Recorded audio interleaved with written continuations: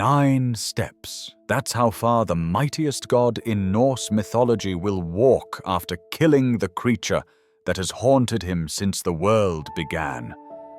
9 steps before Thor, the thunder god, the defender of Asgard, the protector of humanity, collapses dead from poison, his hammer still clutched in his hand, his final act of protection complete. The prophecy is specific about this detail. Not 8 steps, not 10.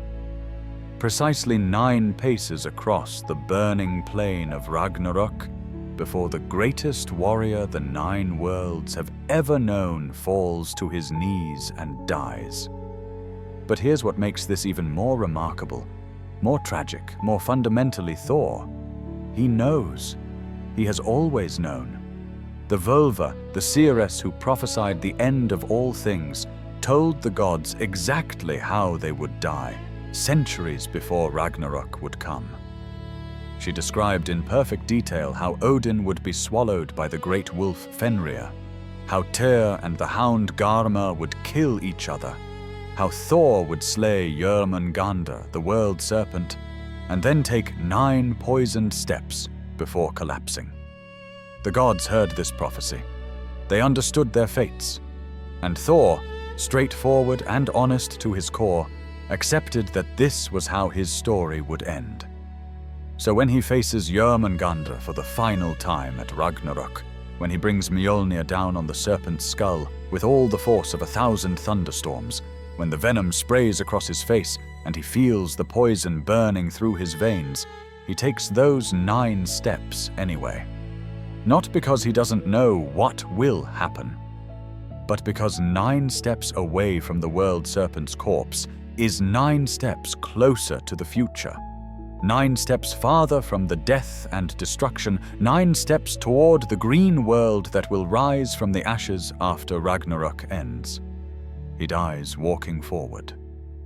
This isn't where Thor's story begins, but understanding this ending, understanding that Thor spent his entire existence fighting battles he knew would culminate in his own death, transforms everything that came before.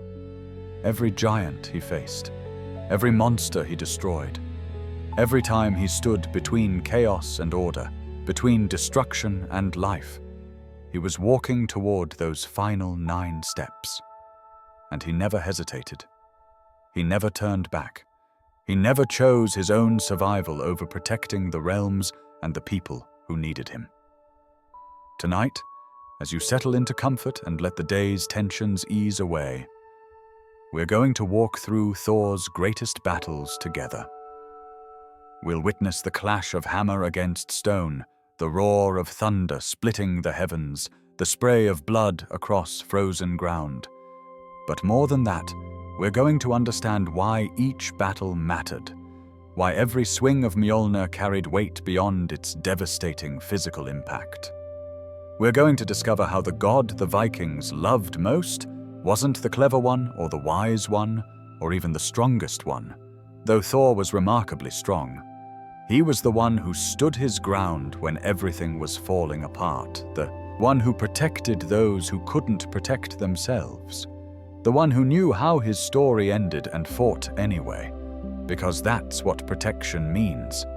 Not avoiding danger, not surviving at any cost, but standing between the threat and the threatened, even when, especially when, you know the cost will be everything. The thunder is building in the distance. Thor's chariot is crossing the sky, drawn by goats whose hooves strike lightning from the clouds. And somewhere in the deep places of the world, in caves and ocean trenches and the frozen wastes of Jotunheim, ancient enemies are stirring, preparing for confrontations that will echo through eternity.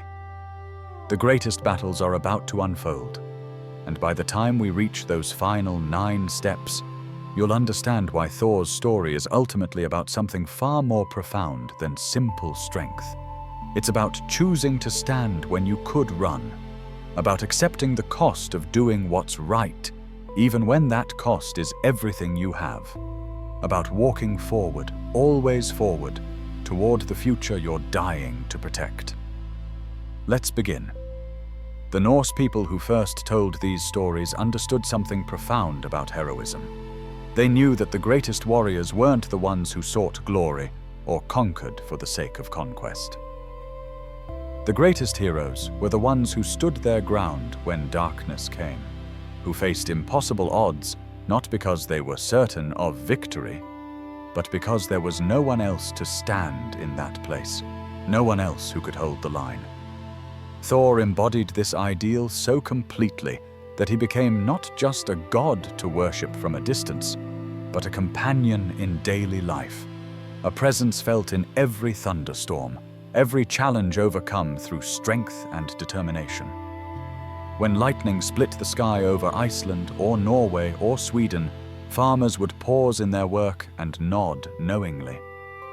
Thor was out there, defending them still, fighting battles they would never see against enemies they could barely imagine. And what enemies they were! Giants of living stone whose hearts beat with crystalline coldness. Serpents that had grown so vast they made mountains seem like pebbles. Creatures of primordial chaos who predated the ordered world itself, and would gladly see it return to formless void. Thor faced them all, not with his father Odin's cunning or his father's willingness to sacrifice others for the greater good, but with straightforward, honest, almost brutal directness. When Thor saw a problem, he hit it with his hammer. When he saw something threatening the innocent, he put himself between the threat and the threatened. Simple, uncomplicated, and absolutely essential. But the battles themselves tell us so much more than simple stories of violence.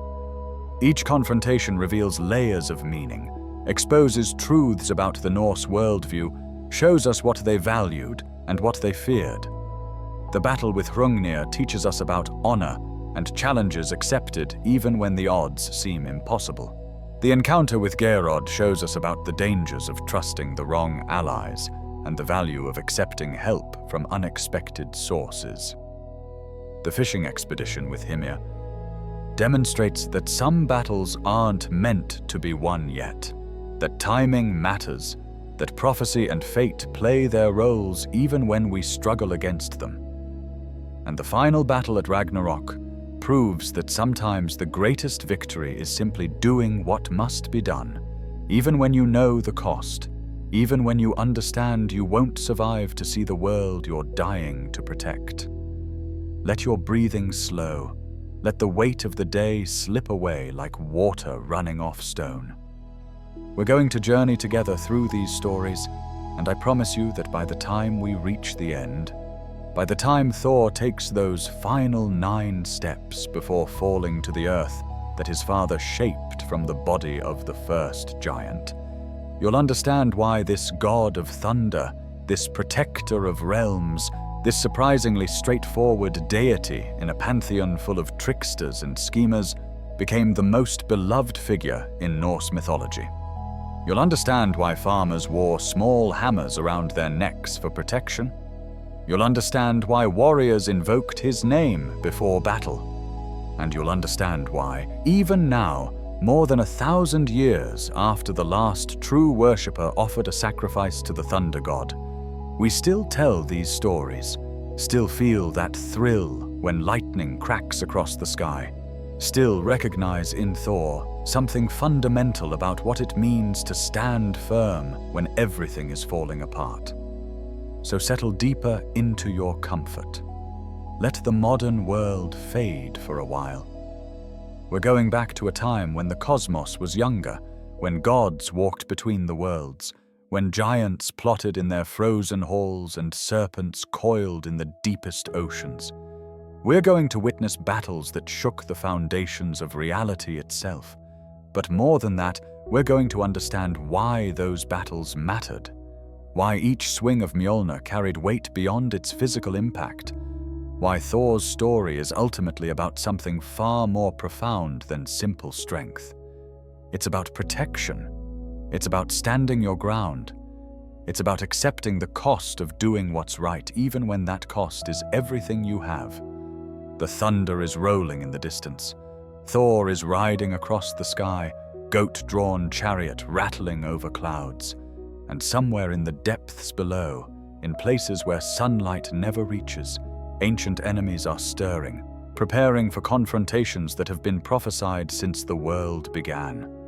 The greatest battles are about to unfold before us, and we'll witness every moment, understand every strike, feel every impact that reverberates through the 9 worlds. This is the story of Thor, defender of Asgard, protector of Midgard, enemy of giants, slayer of monsters, and ultimately the warrior who gave everything so that life could continue. The hammer is being lifted, the thunder is about to crash, and we are there, watching it all unfold, understanding at last what it truly means to stand against the chaos and refuse to yield. Let's begin. The Thunderer's arsenal. Weapons of divine protection before we can truly understand the battles themselves, before we witness the hammer crashing down on giant skulls or the thunder god pulling the world-serpent from the depths.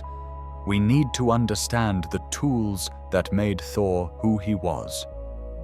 Because Mjolnir, the weapon whose name every child who grew up hearing Norse tales could recite before they learned to write, was never just a hammer. The belt Mjolnir was never simply a piece of clothing. The iron gloves Jörmungandr were never mere protection for the hands. Each of these items carried layers of meaning, represented aspects of Thor's nature, and together they formed not just an arsenal, but a statement about what the Norse people believed made someone truly powerful. The story of how Mjolnir came into existence is itself a lesson in the chaotic, interconnected nature of the Norse cosmos, where every action creates ripples that spread across the 9 worlds in ways no one could predict. It begins, as so many problematic situations do, with Loki.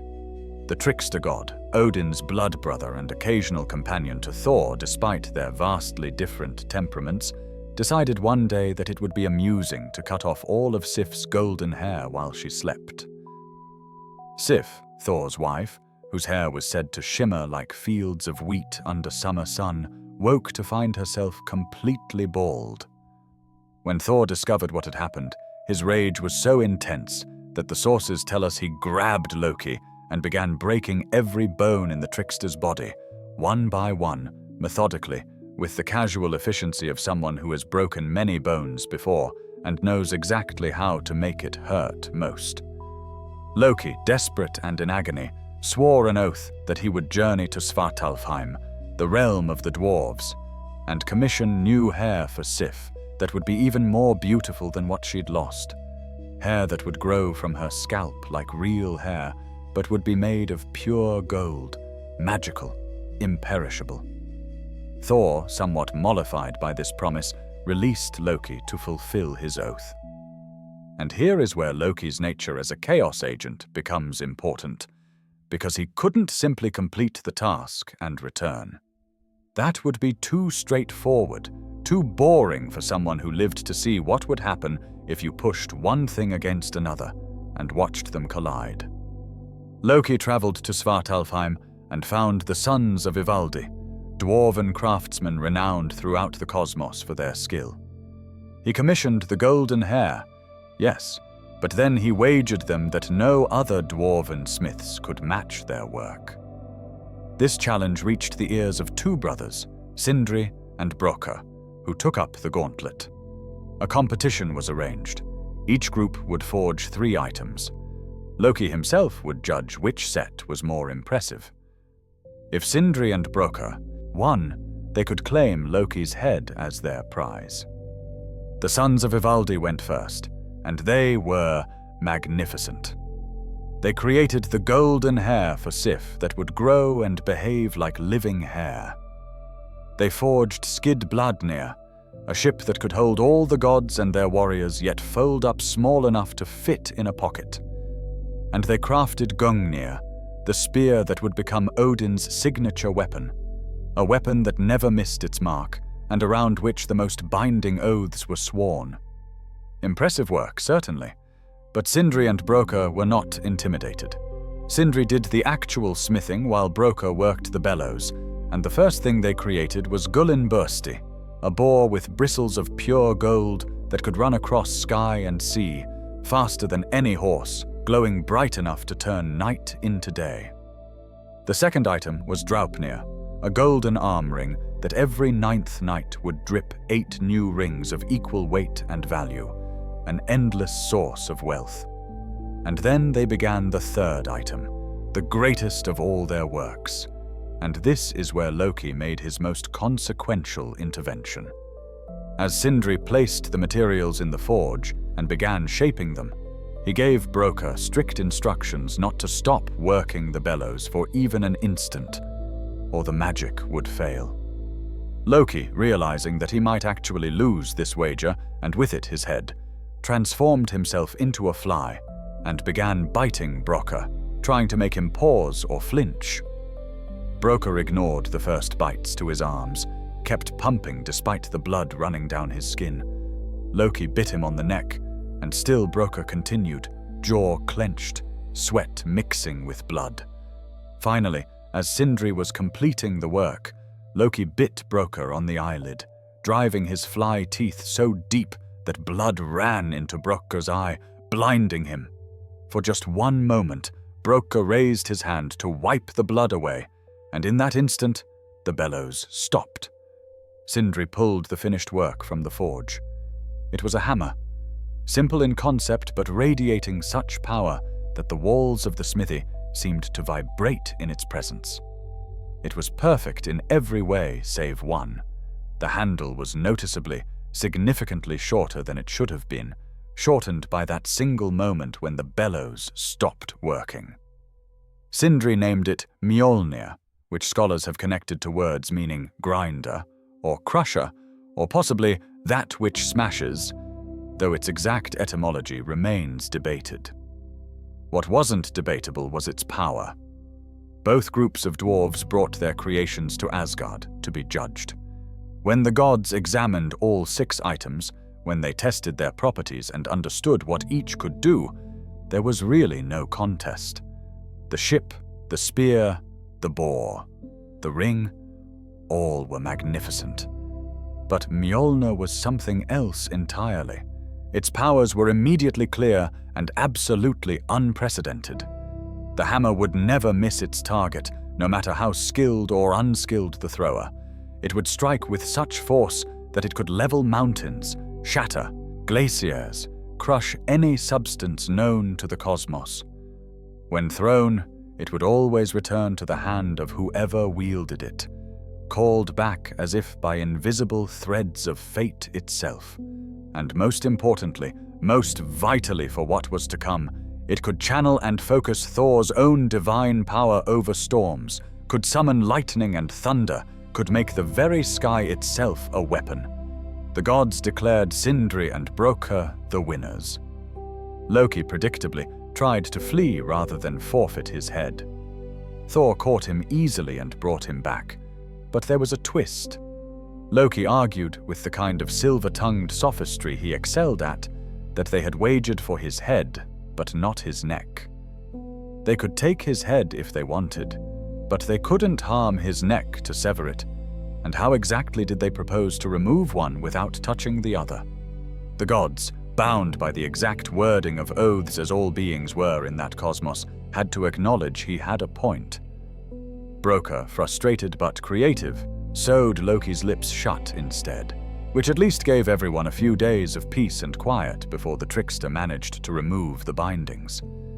The hammer passed to Thor, its destined wielder, and the sources tell us that the gods immediately declared it the finest treasure in all of Asgard, because it would be Thor's primary defense against the giants, who constantly threatened to overwhelm the realm of the gods. The short handle, which should have been a flaw, became part of Thor's legend. Where other warriors needed long, hafted weapons to generate momentum and reach, Thor's strength was such that he could wield Mjolnir one-handed despite its immense weight, could generate devastating power from the shortest of swings. The handle's brevity actually enhanced the weapon's devastating close-quarters efficiency, allowing Thor to strike with cobra quickness in the midst of chaotic melee combat. But Mjolnir wasn't just a weapon of destruction, and this is crucial to understanding both the hammer and the god who wielded it. In Norse society, hammers held deep symbolic significance beyond their use as tools or weapons. Hammers represented craftsmanship, creation, the shaping of raw materials into useful forms. Hammers built homes, shaped metal, fixed what was broken. And Thor's hammer, impossibly, served all these functions while also being the ultimate instrument of protection. It was used in wedding ceremonies, where it would be placed in the bride's lap to bless the union with fertility and prosperity. It was used to hallow newborns, marking them as under Thor's protection. It was used to sanctify boundary stones, to bless new buildings, to mark land as claimed and defended. Wherever there was a transition from chaos to order, from wildness to civilization, from threat to safety, Mjolnir could be called upon to make that transition sacred, binding, real. This dual nature of Mjolnir as both destroyer of enemies and sanctifier of community order reveals something profound about how the Norse understood protection. True safety didn't come from merely defeating threats. It came from establishing and maintaining the boundaries that kept chaos at bay, from creating spaces where life could flourish, from building and defending rather than simply fighting. Thor, with his hammer that could annihilate giants and bless marriages with equal facility, embodied this complete understanding of what it meant to protect. He didn't just kill monsters. He made space for life to continue, for communities to grow, for the ordered world to expand against the ever-encroaching chaos beyond its borders. The belt Mjolnir presents a slightly different aspect of Thor's power, though our sources provide less detail about its origins and exact nature. Mjolnir, which translates roughly to belt of strength or power belt, had the remarkable property of doubling Thor's already immense strength when worn. Some sources suggest it was also created by dwarven smiths, perhaps even by the same hands that crafted Mjolnir, while other traditions hint that it might have originally belonged to giants, won by Thor in battle, or given to him by a friendly giantess. The uncertainty around its origins is actually quite common in Norse mythology, where different storytellers emphasized different details, and where oral tradition allowed for variation. What we know with certainty is that Mjolnir significantly augmented Thor's physical might. When the thunder god faced opponents of truly massive scale or supernatural resilience, when merely hitting them with Mjolnir wouldn't be enough, he would don the belt. His muscles would swell further, his strikes would carry literally twice the force, and enemies who thought they could withstand his blows would find themselves catastrophically mistaken. But like Mjolnir, the belt carried symbolic weight beyond its practical utility. Strength in Norse culture wasn't just about physical might, but about the inner fortitude to face difficulty, the resilience to endure hardship, the power to protect what you loved. Mjolnir, by doubling Thor's external strength, also represented the internal doubling that happens when you commit fully to a cause, when you access reserves you didn't know you possessed, because the stakes demand nothing less than everything you have. The iron gloves, Jörmungandr, complete Thor's essential equipment. These gloves appear in the sources with some variation in their described purpose.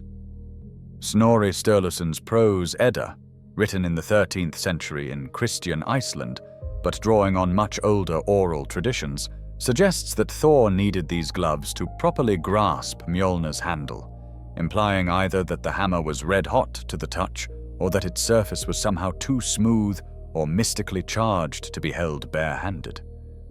Other sources suggest the gloves simply protected Thor's hands during the extreme violence of combat, where even divine flesh might be damaged by the forces involved in wielding such a weapon. Still, other interpretations propose that the gloves and belt worked together, that Mjolnir provided the raw strength, while Jörmungandr provided the fine control necessary to direct that strength precisely, rather than explosively. What's most interesting about these items appearing together is that they appear inconsistently across the myths. In some stories, Thor has all three items, and they're mentioned as essential to his victory.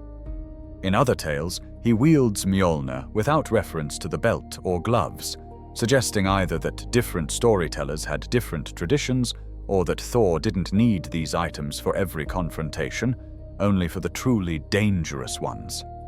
There's a wonderful story where Thor is tricked into visiting a giant without any of his magical equipment, without Mjolnir or the belt or the gloves, and on the way there he stops at the home of the giantess Grid, who warns him of the trap and lends him her own magical staff, her own belt of strength, and her own pair of iron gloves.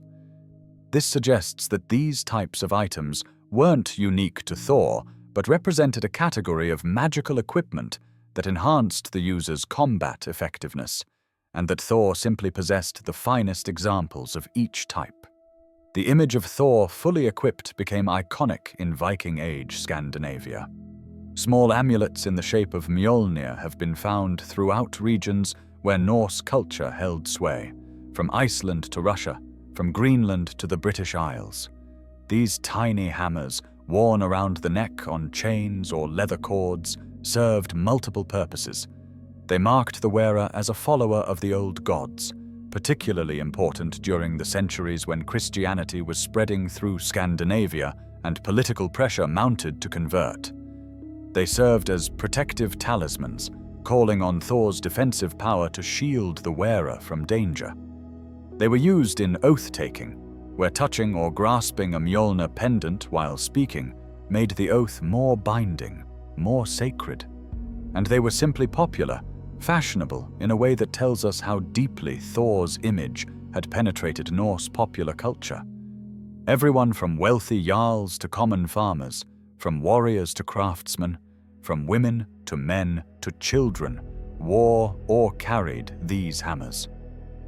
Thor's weapons weren't about conquest or domination. They were about holding the line, about maintaining boundaries, about ensuring that the wolves of Ragnarok stayed chained for one more day, that the giants plotting in Jotunheim didn't storm into Asgard or Midgard, that ordinary people could live ordinary lives without cosmic threats ending them prematurely. When Thor hefted Mjolnir, when he cinched Mjolnir around his waist when he pulled on Jörmungandr, he wasn't preparing for glory. He was preparing to do what needed doing, to stand between his people and the darkness that always lurked just beyond the firelight, to prove once again that some things are worth defending no matter the cost. And the battles that followed, the confrontations we're about to witness in all their brutal, desperate, oddly meaningful glory, would require every ounce of power these items could provide. Because the enemies Thor faced weren't simple. They weren't just strong or just clever or just dangerous. They were primordial. They were inevitable. They were in many cases prophesied to eventually succeed despite Thor's best efforts. But succeed later, not now. Not while the thunder god still drew breath. Not while Mjolnir could still fly. Not while there was strength left in divine muscles to swing the hammer one more time, to face one more giant, to slay one more monster in the endless war to protect a cosmos that would ultimately die anyway, but that deserved every extra moment, every additional sunrise, every saved life that Thor's battles could win for it. The arsenal is understood. The weapons are explained. Now let's see them in action. Let's watch as Thor faces enemies who should by all logic destroy him. And let's understand why. Against all odds, against prophecy itself sometimes, the thunder god refuses to fall until the very end, until Ragnarok itself, until that final 9-step journey that will conclude his story, but cement his legend forever. The battle with Hrungnir, when stone met thunder. The first great battle we need to examine in detail, the confrontation that would prove to be one of Thor's most dangerous and most consequential, began not with Thor at all, but with his father.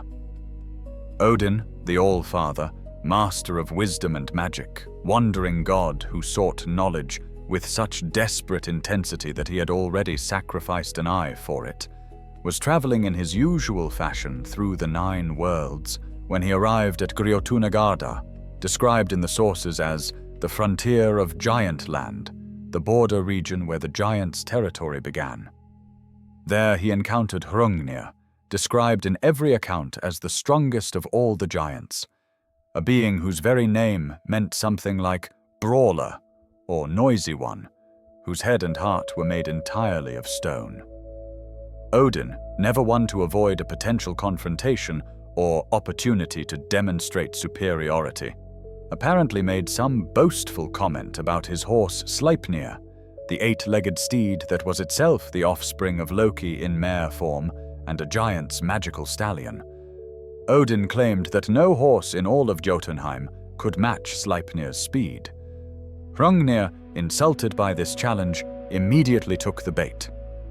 He owned a horse named Gulfaxi, meaning golden mane, and declared that his steed was faster than anything the gods possessed.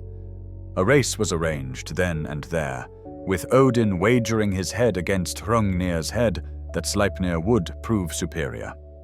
What followed was a chase that became legendary in itself. Odin rode Sleipnir at full gallop, and the 8-legged horse did indeed prove its supernatural speed, racing across terrain that would have killed any normal mount. Hrungnir pursued on Gulfaxi, and though his horse was magnificent, it couldn't quite match the pace. But here's what's crucial. In his competitive rage, in his determination not to be beaten, Hrungnir chased Odin all the way through the gates of Asgard itself before he realized where he was. He had been so focused on the race that he'd crossed the boundary separating the giants' realm from the home of the gods. And now he stood in enemy territory, alone, surrounded by the very beings his kind had been at war with since the cosmos began. The gods, displaying either remarkable hospitality or perhaps recognizing the diplomatic danger of simply killing a giant who had technically done nothing wrong except lose a race, invited Hrungnir to drink with them. This was a profound gesture in Norse culture, where offering hospitality and accepting it created bonds of obligation on both sides. Once guest friendship was established, both host and guest were bound by sacred custom not to harm each other.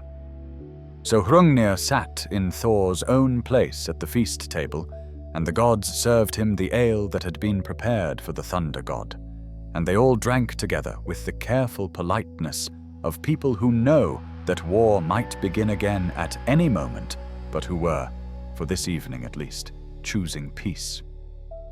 As the drinking continued and the ale flowed more freely, Hrungnir's tongue loosened and his boasts grew bolder. He began bragging in the way that drunk warriors do, claiming he could kill all the Aesir by himself, that he would lift up all of Valhalla and carry it back to Jotunheim, that he would destroy Asgard entirely, that he would kill all the gods except Freya and Sif, whom he would keep as his concubines. The sources don't make it entirely clear whether Hrungnir meant these boasts seriously or whether he was simply engaged in the kind of competitive bragging that Norse drinking culture encouraged, where warriors would try to outdo each other with increasingly ridiculous claims of their own prowess. But regardless of intent, the words were spoken, the threat to Sif was explicit, and Sif was Thor's wife. Thor himself was away on one of his frequent journeys to the east, fighting trolls or clearing out some nest of monsters that threatened human settlements. When he returned to Asgard and found a giant sitting drunk in his seat, drinking his ale, and boasting about kidnapping his wife, his reaction was immediate and predictable. He lifted Mjolnir and prepared to kill Hrungnir right there in the hall, to dash the giant's stone head into powder with one blow from the hammer that had slain so many of the giant kind already. But here the situation became complicated in a way that reveals something important about Thor's character and about the social structures that bound even the gods. Hrungnir, despite his drunkenness, or perhaps because of it, was thinking clearly enough to recognize that Thor held all the physical power in this moment. But Hrungnir also recognized that Thor could be held to honor and custom in a way that some of the other gods might not be. So the giant spoke quickly, loudly, appealing not to mercy, but to Thor's sense of what a warrior should and shouldn't do. He pointed out that he was unarmed, that he was a guest under the laws of hospitality, that it would bring shame on Thor to kill someone in these circumstances. "Where is your honor?" Hrungnir challenged. "If you slay someone who has no weapons to defend himself, where is your glory in that kill?" This was a calculated appeal to Thor's psychology, and it worked perfectly. Thor was many things, but he was not dishonorable in the Norse sense, which didn't mean he was gentle or merciful, but meant he fought fairly within the bounds of warrior culture as it was understood. Killing an unarmed guest, no matter how offensive that guest had been, would violate the fundamental codes that kept the cosmos functioning. It would make Thor the villain of the story, rather than the hero. So Thor, despite his rage, despite his desire to protect his wife's honor and his own, lowered Mjolnir. Instead of simply killing Hrungnir, he challenged the giant to single combat, a formal duel that would be arranged properly, where both fighters would come fully armed and prepared, where the outcome would carry no stain of shame regardless of who won. Hrungnir accepted immediately, which suggests that despite his drunken state, he understood he'd talked himself into a corner, and that formal combat was his best chance of survival. They agreed to meet at a place called Grjotunagardr, the same frontier location where Odin had originally encountered the giant, neutral ground where neither side could claim unfair advantage. Then Hrungnir departed Asgard, undoubtedly riding Gulfaxi as fast as the horse could gallop, returning to Jotunheim to prepare and probably to sober up.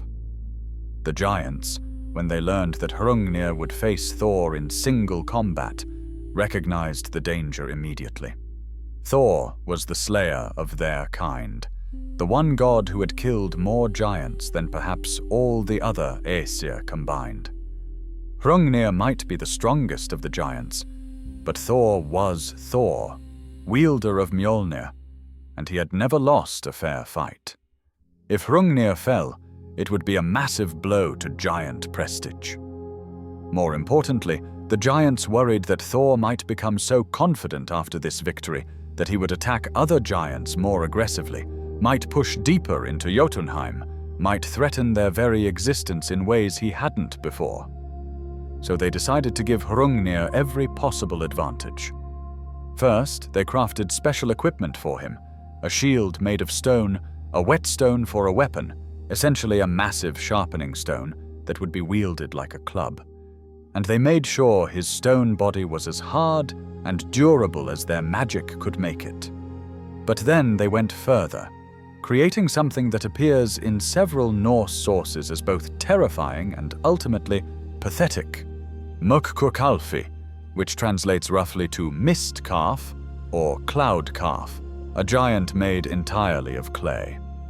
The sources tell us that Mukkkurkalfi stood 9 leagues tall and 3 leagues wide at the shoulders.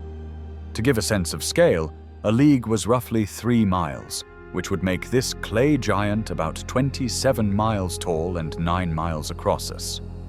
This is obviously mythological exaggeration, the kind of number that appears in stories to indicate unimaginably huge, rather than a literal measurement.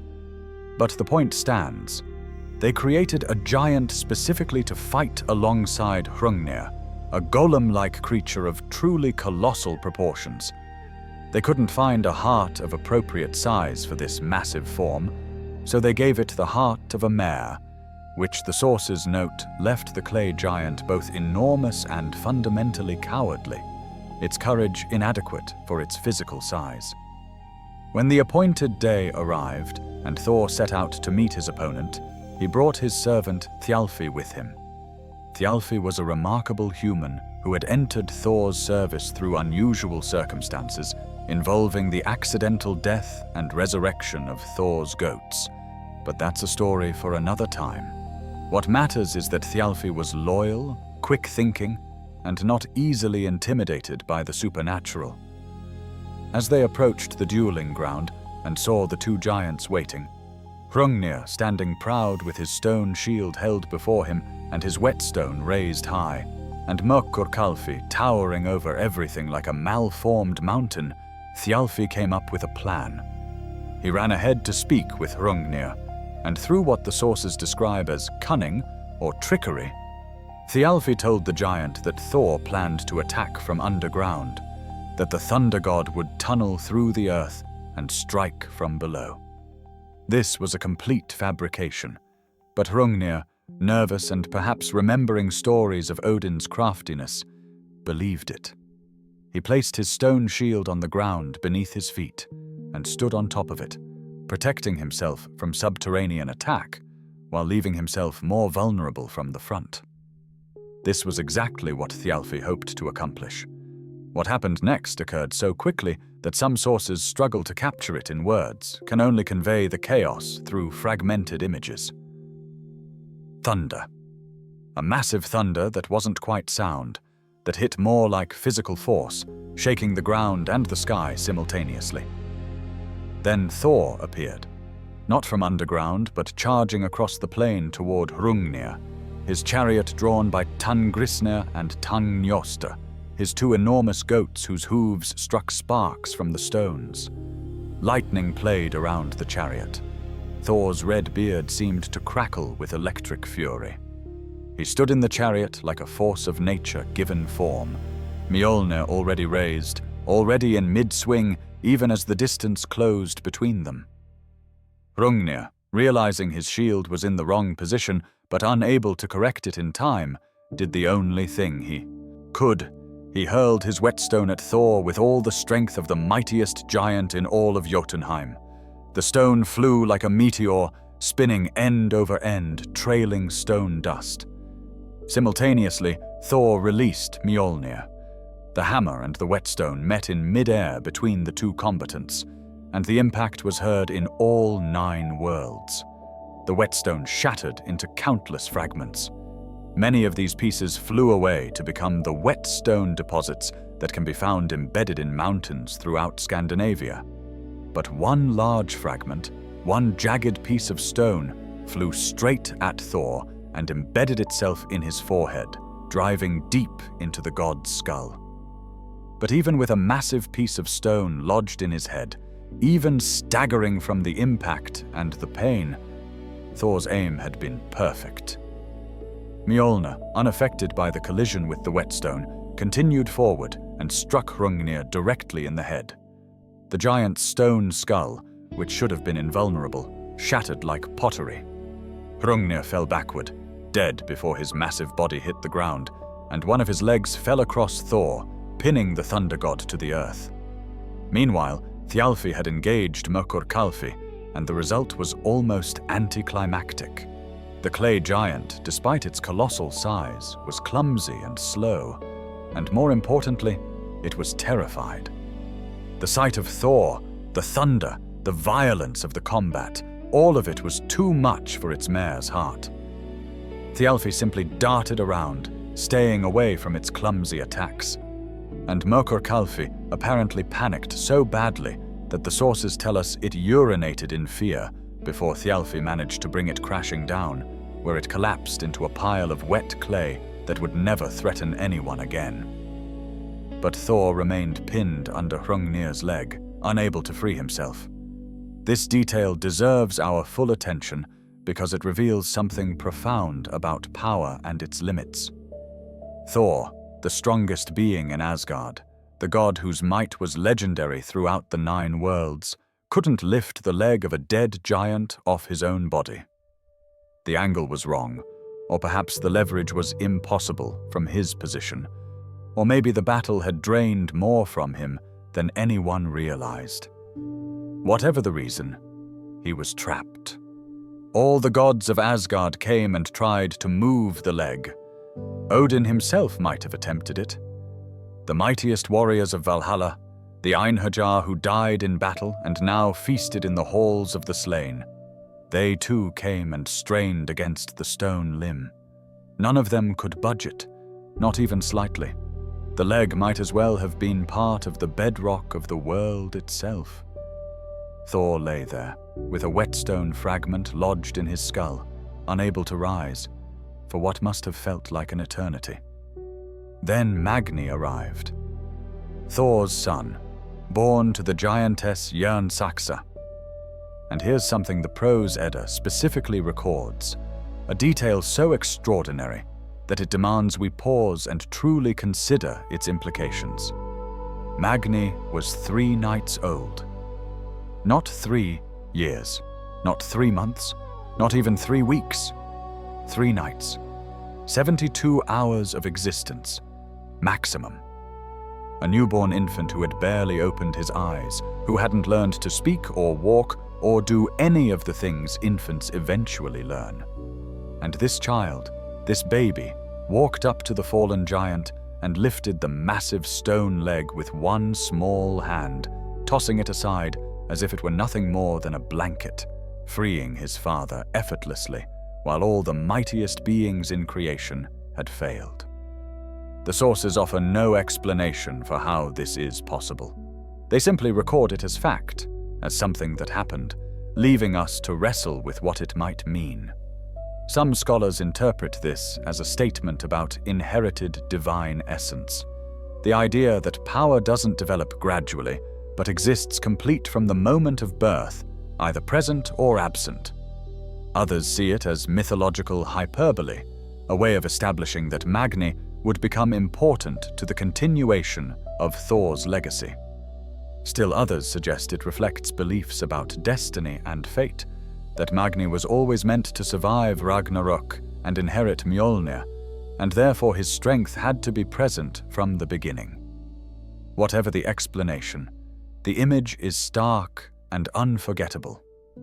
An infant rescuing his father, lifting what gods couldn't lift, demonstrating that sometimes the solution to impossible problems comes from the most unexpected sources. Thor, grateful and perhaps slightly embarrassed that he needed his 3-night-old son to free him, praised Magni extravagantly and gave him Gullfaxi, Hrungnir's magnificent golden-maned steed, as a reward. Odin reportedly grumbled about this later, suggesting the fine horse should have gone to him instead, but the gift was made and couldn't be unmade. Magni would keep that horse and grow into his strength, eventually becoming one of the few gods destined to survive the fires of Ragnarök, ready to carry Mjolnir into the new world that would rise from the ashes. The whetstone in Thor's forehead remained, and this became a permanent wound, a scar that Thor would carry for the rest of his existence. Various sources describe attempts to remove it.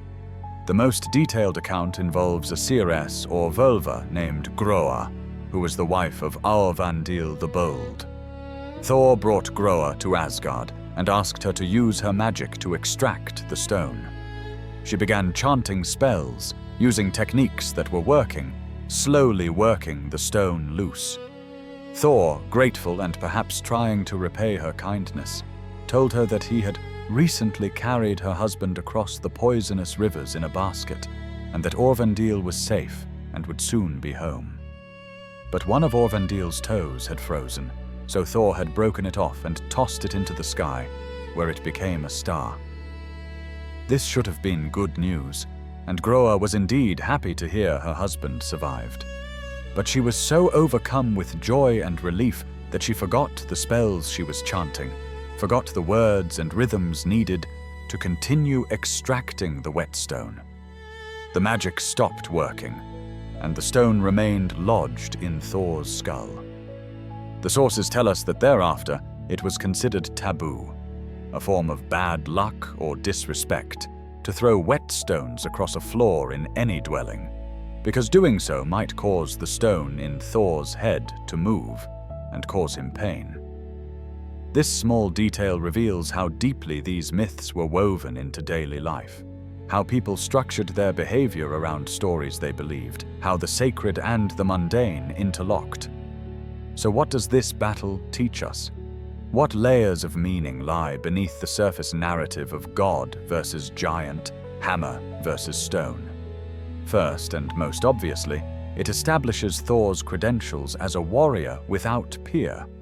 Hrungnir was explicitly the strongest of all giants, and Thor defeated him in direct, fair combat, even after being wounded by the whetstone.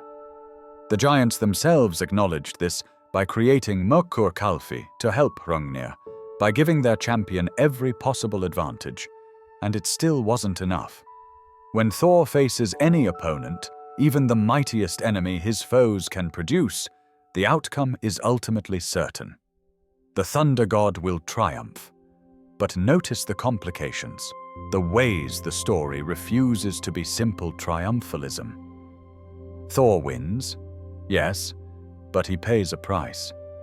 The whetstone in his head is permanent, a wound that will never heal, a constant reminder that even victories carry costs. Thor needs his young son to rescue him from the weight of the dead giant, which should be impossible given Thor's strength, but which reveals that raw power isn't always sufficient, that sometimes the angle of leverage or the specific application of force matters more than general might. And Thor's anger, his perfectly justified rage at Hrungnir's boasts and threats, had to be channeled through proper forms, through the rituals of challenge and formal combat, because even gods are bound by the social structures that keep chaos from consuming everything. The giants, for their part, learn that they cannot overcome Thor through strength alone, that even their greatest warrior, enhanced by magical equipment and aided by a constructed giant, isn't enough. This lesson will drive them toward different strategies in future confrontations, toward trickery and deception, toward attacking Thor when he's vulnerable or unarmed. The Hrungnir battle is in many ways the last time the giants try to face Thor directly in straightforward combat, because it proves conclusively that such combat cannot succeed. The age of cunning schemes is about to begin, and our next battle will illustrate this shift perfectly. Thor limped away from this confrontation, victorious but wounded, forever changed, carrying a piece of his enemy in his skull as a reminder that every battle, even those you win, alters you, changes you in ways that can never be undone. But the hammer was still in his hand, the thunder still answered his call, and somewhere in Jotunheim, giants were plotting their next move, realizing that if force wouldn't work, they would need to be cleverer, more subtle, more willing to bend the rules that Thor himself never broke. The battle with Hrungnir was a victory for honor, for strength, for doing things the right way. But it wouldn't be the last time Thor's enemies tried to kill him. Not by a long shot. The Geirrod encounter. Deception and divine intervention. The battle with Geirrod presents us with a completely different type of confrontation, one that reveals aspects of Thor's nature that the straightforward duel with Hrungnir couldn't show us. This is a story about manipulation, about the dangers of misplaced trust, about walking into obvious traps when your sense of honor won't allow you to refuse a challenge.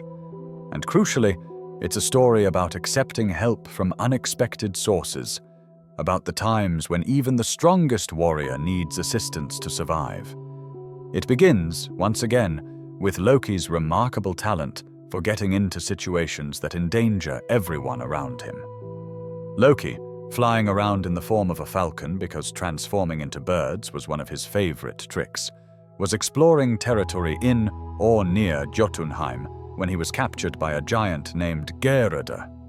The sources don't specify exactly how a giant managed to catch a god in bird form, but Geirrödr was clearly not an ordinary giant. He was cunning, prepared, perhaps had magic of his own that allowed him to see through shape-shifting, or to set traps that could hold even a god temporarily. Geirrödr captured Loki, forced him to transform back into his normal form, and then locked him inside a chest for 3 months. 3 months. Let that sink in. Loki, who could charm or trick his way out of almost any situation, who had talked his way free from binding oaths and deadly confrontations countless times, spent 3 months trapped in a box, unable to escape, slowly starving, weakening. When Geirrödr finally opened the chest, Loki was desperate, broken, willing to agree to nearly anything just to be released. And Geirrödr had a very specific price for Loki's freedom.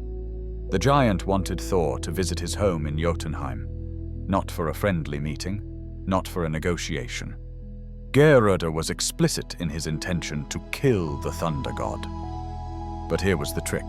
He wanted Thor to come without his usual equipment, without Mjolnir, without the belt Mjolnir that doubled his strength, without the iron gloves Jörmungandr. Thor, with weapons and magical items, had proven virtually unbeatable. But Thor, as just a very strong god, without any of his specialized equipment, might be vulnerable, might be killable.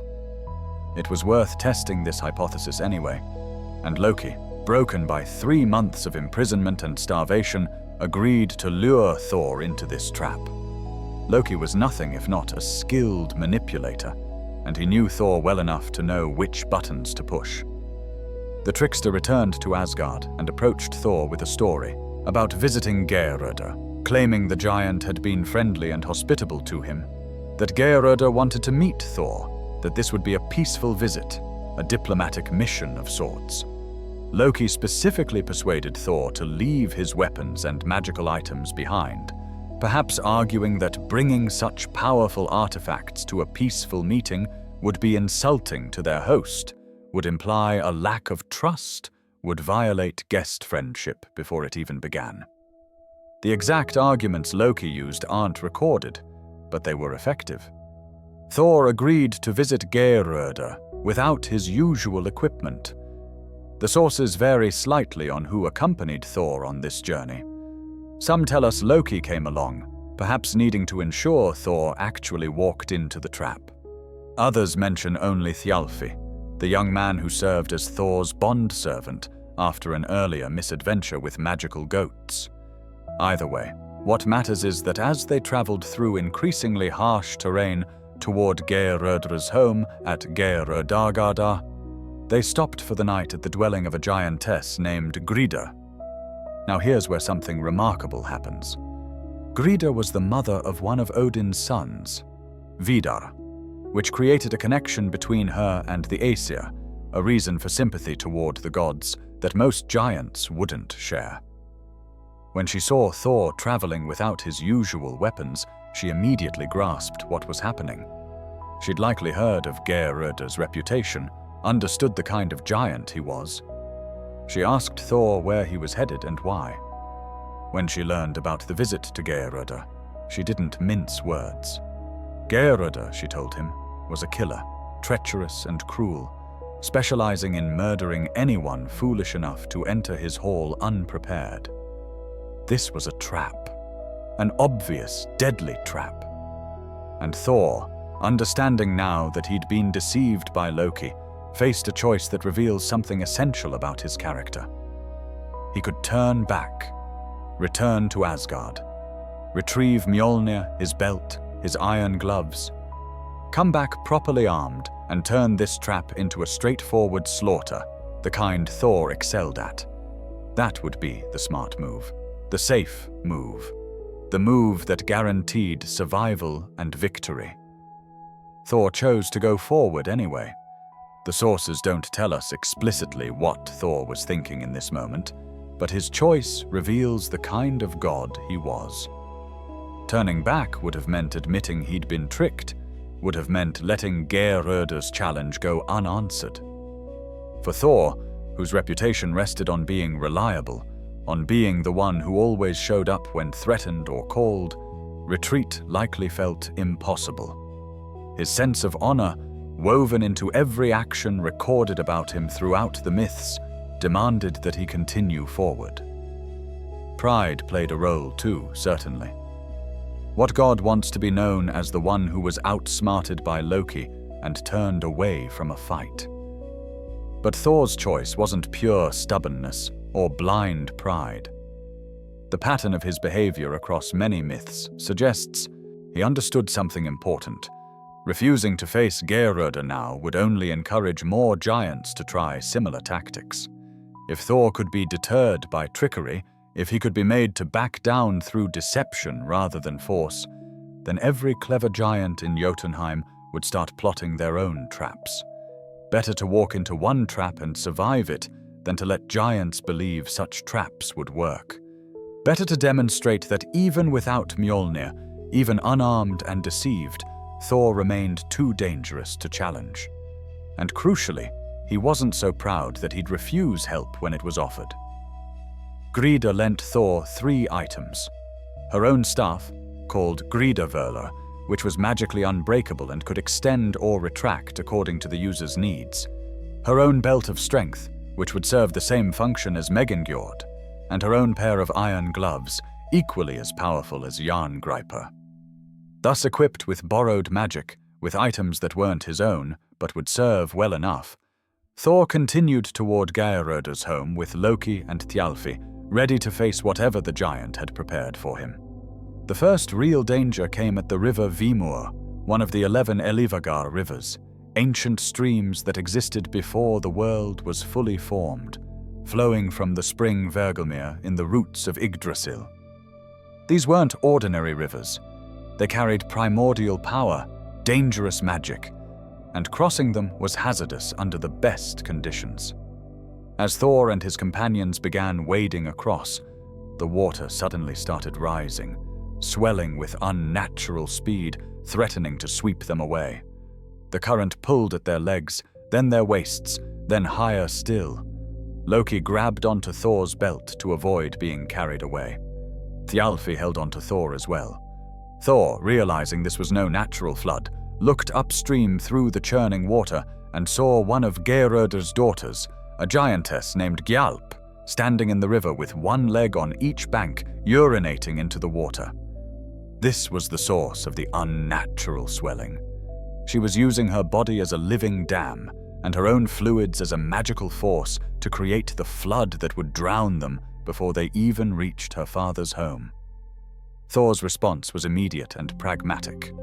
He picked up a large boulder from the riverbed and hurled it at Gjalp.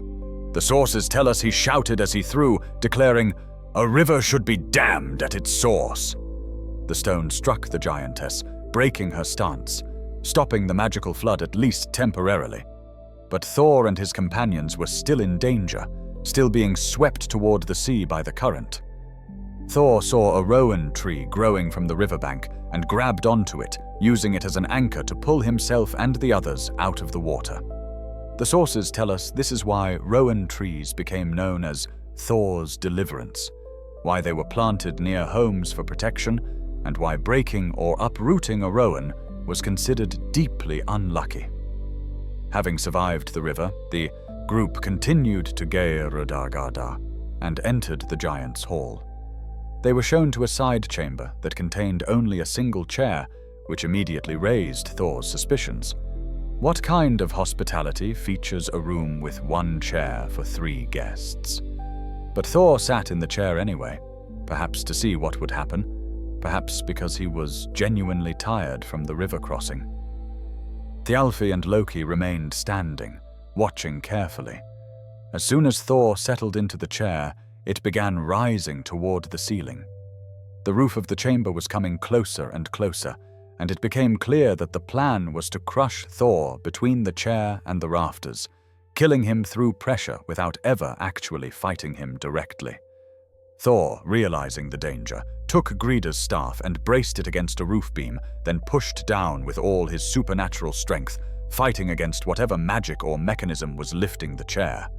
There was a tremendous crack, then 2 cracks, then screaming.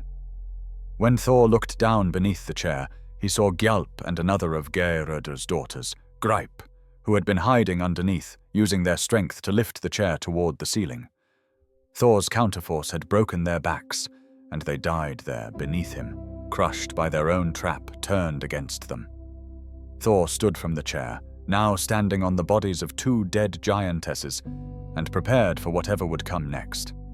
What came next was Geirrödr himself, entering the hall where Thor waited. The giant had prepared his most devastating attack, something he believed would be impossible for anyone to survive. Geirrödr had heated an iron bolt until it glowed white-hot, molten metal barely contained in solid form, radiating such heat that the air around it shimmered. Using a pair of tongs to protect his own hands, Geirrödr hurled this bolt of pure thermal destruction directly at Thor from across the hall. In that instant, everything slowed. Thor's perception, honed by countless battles, allowed him to track the trajectory of the molten bolt, even as it flew toward him faster than any mortal eye could follow. He had Gridr's iron gloves on his hands. He had a fraction of a second to decide how to respond. He could dodge, letting the bolt pass him and strike the wall. He could try to deflect it somehow, or he could catch it if he trusted the gloves to protect him from the heat, if he believed his strength and reflexes were sufficient to perform such an impossible feat. Thor caught the bolt in mid-air. The iron gloves protected his hands from the heat, but not from the force of impact, not from the terrible energy contained in that molten metal. But Thor held it, gripped it, and in a single fluid motion turned that grip into a throw. Geirrödr, seeing his greatest weapon turned back toward him, ran behind one of the hall's massive support pillars, thinking the stone column would protect him from his own attack. Thor threw the molten bolt with such force that it punched through the pillar as if the stone were paper, passed through Geirrödr's body, drove through the wall behind the giant, and finally buried itself in the frozen ground outside. Geirrödr was dead before his body hit the floor, killed by his own weapon, destroyed by the very trap he'd laid. Thor stood in the ruins of the chamber, surrounded by the corpses of the giant and his daughters, victorious once again despite having faced overwhelming disadvantages. But let's pause and examine what this story really tells us, because it's more complex than simple victory through strength. Thor walked into this situation already betrayed by Loki, already tricked, already at a disadvantage. A more cautious god might have insisted on proper weapons, might have turned back when the deception became clear. Thor's determination to continue anyway could be seen as stupidity or stubbornness. And indeed, he would have died without Gridr's help. He couldn't have crossed the river without the staff to pull himself out. He couldn't have stopped the chair from crushing him without the staff to brace against. He couldn't have caught the molten bolt without the gloves. This battle more than any other shows us that Thor's strength alone, impressive as it is, isn't always sufficient. He needs tools, he needs help, he needs allies who will warn him when he's being foolish and who will lend him equipment when his own has been left behind. Gridr's role in this story is crucial. She's a giantess helping a god against other giants, which tells us that the conflict between Aesir and Jotnar isn't simple, isn't a matter of one species uniformly opposing another. There are individuals on both sides who make choices based on personal relationships, on their own sense of justice, on their judgment of specific situations, rather than automatic loyalty to their own kind.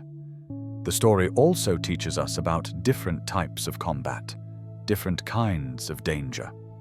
Hrungnir challenged Thor directly, face to face, and lost. Geirrödr tried trickery, ambush, environmental hazards, and overwhelming force from unexpected directions. He came closer to killing Thor than the straightforward approach ever could have. This reveals something important about Thor's nature. He's most vulnerable when he's not expecting a fight, when his guard is down, when he's been deceived into thinking a situation is safe. In direct combat, Thor is nearly invincible. But approach him through trickery, catch him unarmed, attack when he's unprepared, and even the thunder god can be threatened. Yet even in these disadvantaged circumstances, even facing multiple supernatural traps and attacks, even having to rely on borrowed equipment, Thor still triumphs. His reflexes are still perfect, his strength is still sufficient, his determination never wavers. And perhaps most importantly, he has the wisdom to accept help when it's offered, to use whatever tools are available rather than insisting on doing everything himself. Some versions of heroism emphasize the lone warrior who needs no one, who faces every challenge alone and proves their worth through isolation. Norse heroism, as Thor embodies it, recognizes that accepting help, forming alliances, and using the resources available to you isn't weakness, it's wisdom. The battle with Jörmungandr also establishes something about the ongoing escalation of the conflict between Thor and the giants. They're learning that they can't beat him fairly, so they're trying to beat him unfairly, through deception and ambush. They're learning his vulnerabilities, testing his limits, looking for any crack in his defenses that might be exploited. And while they keep failing, keep dying in their attempts, the lessons they learn are passed along to other giants, forming a collective knowledge about how to potentially overcome the god's greatest warrior. These lessons will continue building toward Ragnarok, toward the final confrontation when all the giants will attack at once, when even Thor's might will eventually be overcome not by skill or strength, but by sheer attrition and prophesied fate. Thor walked away from Jörmungandr's ruined hall, having proven once again that he was the defender of Asgard, the protector who couldn't be overcome. But the cost of these victories was adding up. The whetstone remained lodged in his skull. He'd needed rescue from being crushed by a chair. He'd nearly drowned in a magical flood. Each battle took something from him, left him slightly more damaged, slightly more worn. And there were so many more battles still to fight, so many more giants plotting in their frozen halls, so many more threats rising from the deep places of the world. The hammer was still in his hand. The thunder still answered his call. But somewhere in the back of Thor's mind, perhaps he was beginning to understand that even he had limits. Even he could be worn down by endless conflict. Even he might someday face an enemy that would prove to be his last. But that day was not today. Today, Thor was victorious. Today, the giants had failed again. And tomorrow, there would be another battle, another challenge, another opportunity to prove that some things are worth protecting and that some protectors will never stop fighting as long as breath remains in their bodies. The journey back to Asgard would be long, but Thor would walk it with his head high, carrying borrowed weapons that had served as well as his own, having learned once again that strength alone isn't enough, but that strength combined with wisdom and willingness to accept help from allies makes you nearly unstoppable. Continuing with the next major section, the script will proceed through all planned sections to exceed 20,000 words. The fishing expedition with Hymir, hooking the world-serpent. But now we turn to perhaps the most famous of all Thor's confrontations. That isn't Ragnarok itself, the story that was told and retold so often in the Viking Age that we have multiple versions of it preserved in different sources, that appears carved on runestones across Scandinavia, that inspired skaldic poets to compose elaborate verses about it centuries before those verses were written down. This is the tale of Thor's fishing trip, the day he went out onto the deep ocean with a giant named Hymir and hooked the most dangerous creature in the 9 worlds, the serpent so vast that it encircles all of Midgard, the monster destined to kill Thor at Ragnarok. But their final confrontation lay in the future, when Thor cast his line into those deep waters. What happened on this fishing trip would echo through the cosmos until the world's end. The story begins with a feast, because so many of the best Norse myths begin with gods gathering together to eat and drink and tell stories. Aegir, a Jotun who personified the ocean and who was more friendly to the gods than most of his giant kin, offered to host a grand banquet for the Aesir. Everyone was invited. The mead would flow freely. The food would be plentiful. There was just one small problem. Aegir needed a cauldron large enough to brew sufficient mead for all the invited guests, and such a vessel simply didn't exist in his possession. The gods needed to find a cauldron of truly legendary size, and they needed to do it quickly, or there would be no feast. Tyr, the god of war, and the only member of the Aesir who had shown courage enough to bind Fenrir the wolf, a story that cost Tyr his hand but saved the world from destruction, at least temporarily, spoke up. He knew where such a cauldron could be found. His father, the giant Hymir, possessed a kettle that stood a full mile deep, easily large enough to brew an ocean of mead. The only problem, and it was a significant one, was that Hymir lived far away in the frozen reaches near the Elivagar rivers, the ancient streams that flow from Niflheim, and he was not known for his generosity or his love of the gods. Acquiring this cauldron wouldn't be a simple matter of asking politely. Thor, hearing that a journey was needed and that this journey might involve confronting a potentially hostile giant, volunteered immediately. This was exactly his specialty. If politeness and diplomacy didn't work, well, he had other methods for persuading giants to part with their possessions. Tyr agreed to guide Thor to his father's home, and the two set out on what would become one of the most memorable journeys in all of Norse mythology. When they arrived at Hymir's dwelling, a massive hall built to accommodate a giant's proportions, they found the giant away, but his wife or mother present.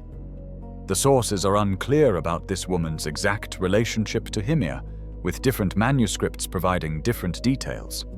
But what's clear is that she was sympathetic to Tyr and reasonably friendly toward Thor. She warned them that Hymir had a terrible temper and suggested they hide under a cauldron.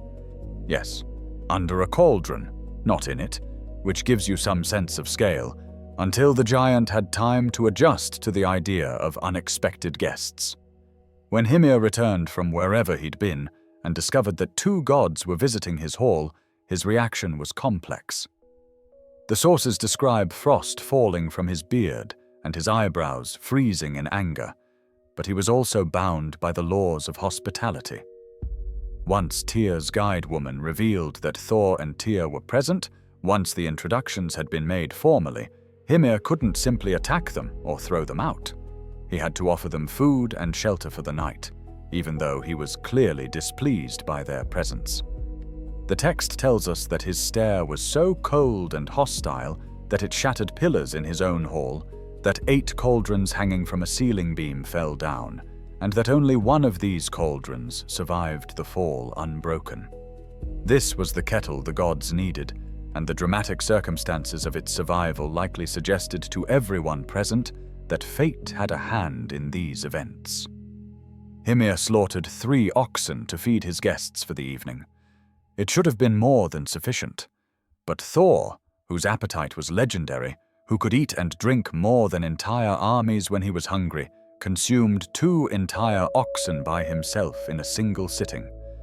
Hymir watched in dismay and growing anger as this god devoured 2/3 of the provisions. The giant declared that the next day they would need to go fishing to acquire more food, because at this rate, Thor would eat Hymir out of house and home in a matter of days.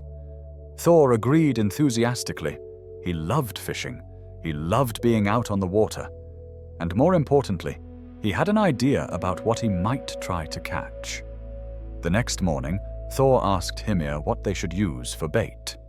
Hymir, in a move that was probably intended to be insulting, told Thor to acquire his own bait if he wanted to fish. Most guests would have been stymied by this, would have had to waste time searching for suitable bait. But Thor simply walked over to Hymir's cattle herd, selected the largest and finest ox, an enormous beast named Himynhrjotr, which translates to something like Heaven Bellower or Sky Cleaver, and tore its head off with his bare hands. This was an extraordinarily provocative act. Himynhrjotr was clearly a prized animal, possibly Hymir's favorite from the herd, and Thor had just destroyed it casually, without asking permission, treating a giant's valuable property as if it were meaningless. Hymir was furious, but also, one suspects, intimidated. If Thor could tear the head off a giant's ox without even straining, what might he do to the giant himself if provoked? So Hymir swallowed his anger, and they set out in the giant's boat, rowing away from shore toward Hymir's usual fishing grounds. The boat itself was large, sturdy, built to carry a giant and his equipment through rough northern seas. Thor took the oars, and the sources emphasize how quickly and powerfully he rowed, his strokes eating up the distance, driving them further and further from land. Hymir caught 2 whales easily, impressive catches by any standard, and called for them to return to shore. They had sufficient food now. The fishing trip could end. But Thor, his expression intense, his eyes scanning the horizon, refused. He kept rowing, going further and deeper, out past where Hymir ever normally ventured, out where the waters were no longer the familiar territory near shore, but became something else, something primordial, something dangerous. Hymir grew increasingly nervous.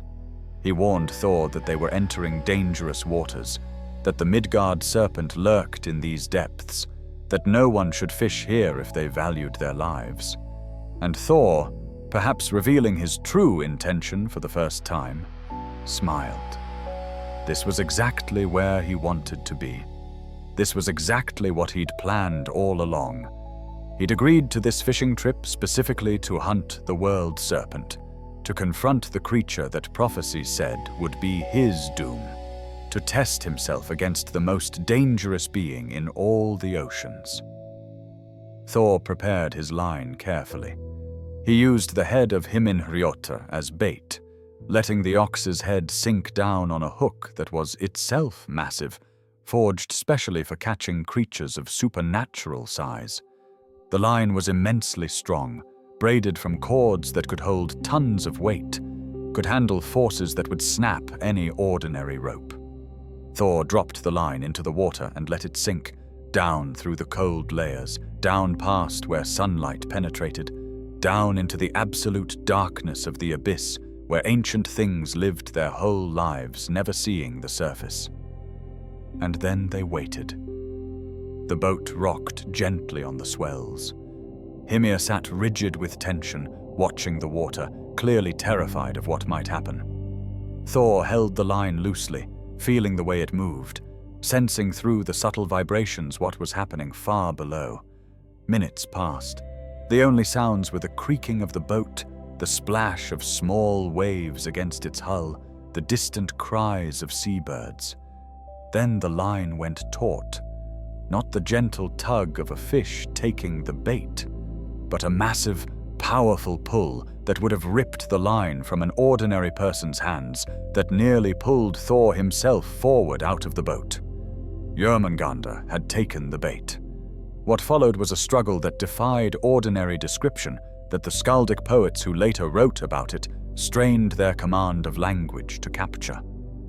Thor hauled on the line, pulling with all his supernatural strength, trying to bring the serpent up from the depths.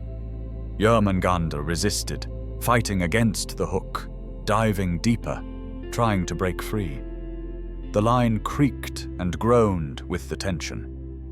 The ocean around the boat began to churn and boil as the serpent thrashed far below.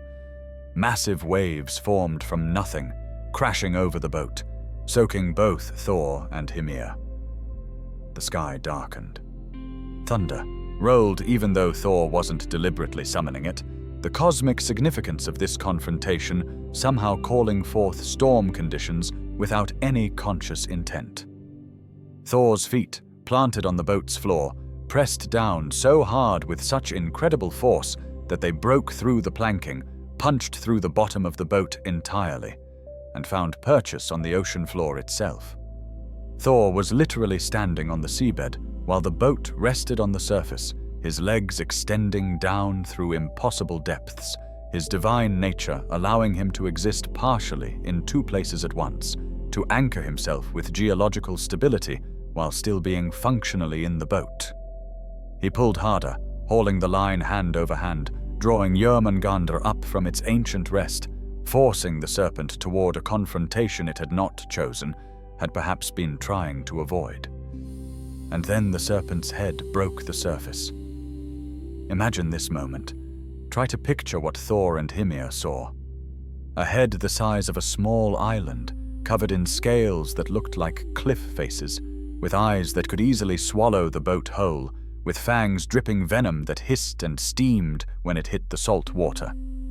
This was Jörmungandr, the Midgard serpent, child of Loki and the giantess Angrboda, sibling to Fenrir and Hel, one of the three beings most dangerous to the gods, now hooked and angry and staring directly at the one being in all the cosmos who had dared to try fishing for it.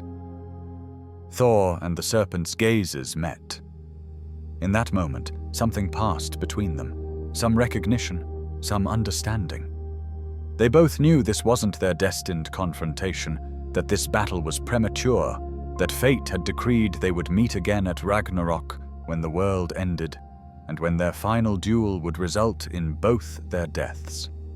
But fate didn't mean this meeting couldn't happen, didn't prevent Thor from trying to kill the serpent early if he could manage it, didn't stop Jörmungandr from fighting back against this presumptuous god who had hooked it like a common fish.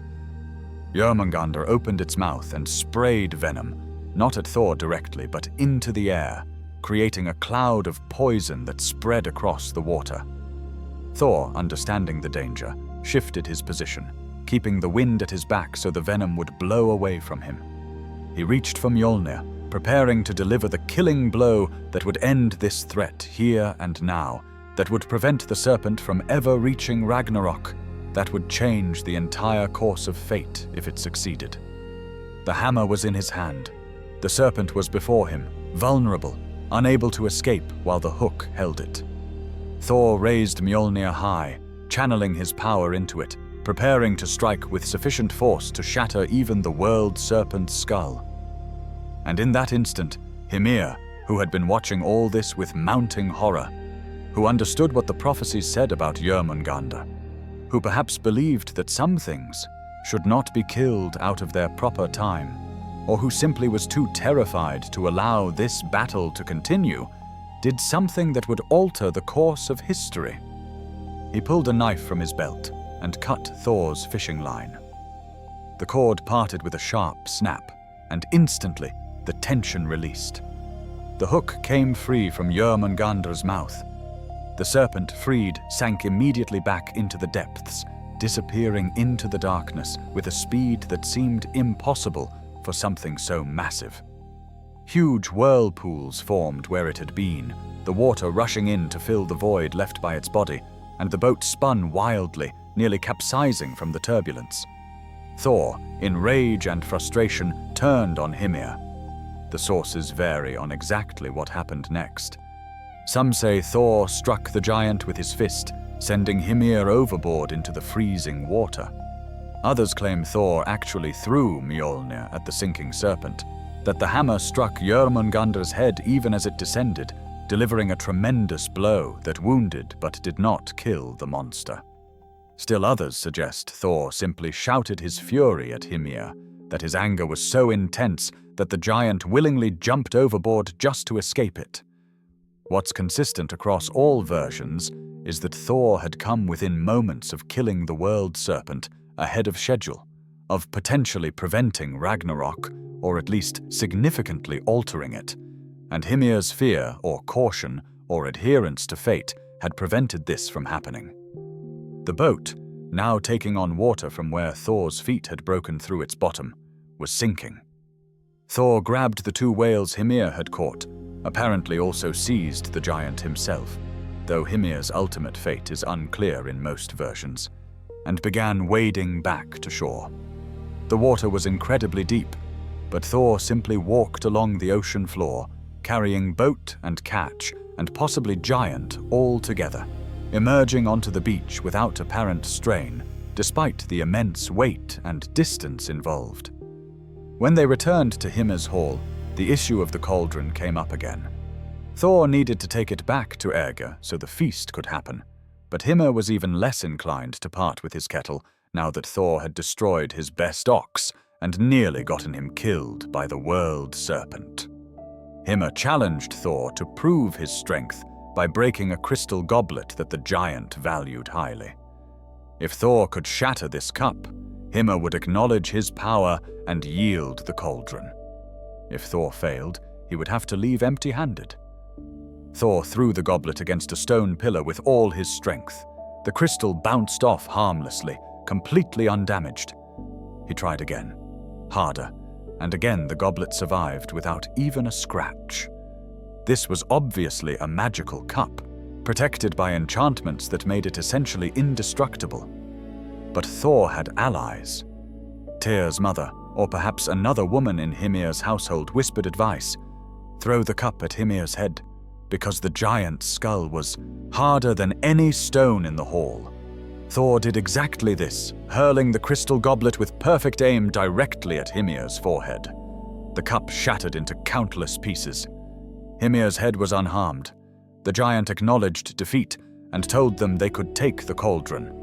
But the cauldron was impossibly large, remember, a mile deep, and even with Tyr helping, they couldn't lift it.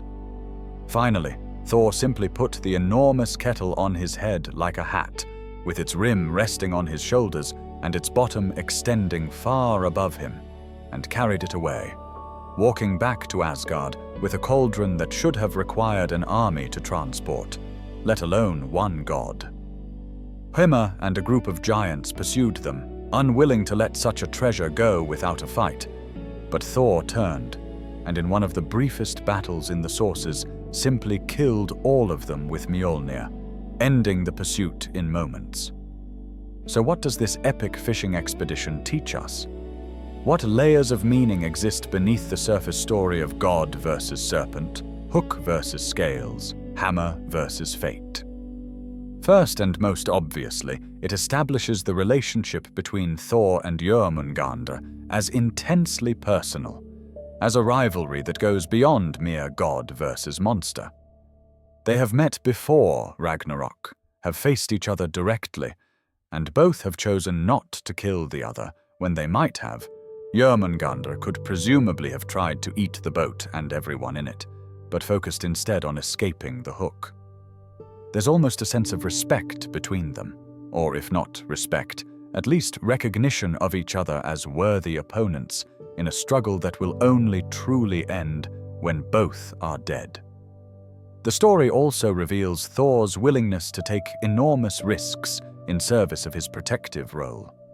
He deliberately sought out the most dangerous creature in existence, traveled into waters where no sensible being would venture, and tried to kill Jörmungandr specifically because he recognized the threat the serpent posed. If he could have succeeded, if Hymir hadn't cut the line, the future would have changed. There would be no world-serpent at Ragnarok. The final battle would look completely different. Thor's death at the end of the world might have been prevented. But fate, or fear, or Hymir's knife intervened, and the prophesied future remained on track. Hymir's role is fascinating and ambiguous. Did he cut the line because he was terrified and wanted to survive? Did he do it because he believed in the prophecies and felt that some events should happen in their proper time? Was he protecting Jörmungandr out of giant solidarity against the gods? Or did he simply panic, act without thinking, and only afterward realize what he'd done? The sources don't tell us his motivations clearly, leaving room for interpretation and ensuring that storytellers across the centuries could emphasize different aspects of his choice depending on what themes they wanted to explore. The fishing trip also demonstrates Thor's combination of strength and somewhat reckless bravery. He broke through the bottom of the boat, turned an ox head into bait without asking permission, hooked the world-serpent because he wanted to test himself against it, and when things went wrong, he simply carried everything back to shore through sheer strength and determination. This is Thor in perhaps his purest form, doing something incredibly dangerous, possibly foolish, but ultimately successful through a combination of power, stubbornness, and divine favor. Other gods might have approached the problem of getting a cauldron through diplomacy or trickery. Thor's approach was to show up, demand it, break things when necessary, and carry the cauldron away by force when persuasion didn't immediately work.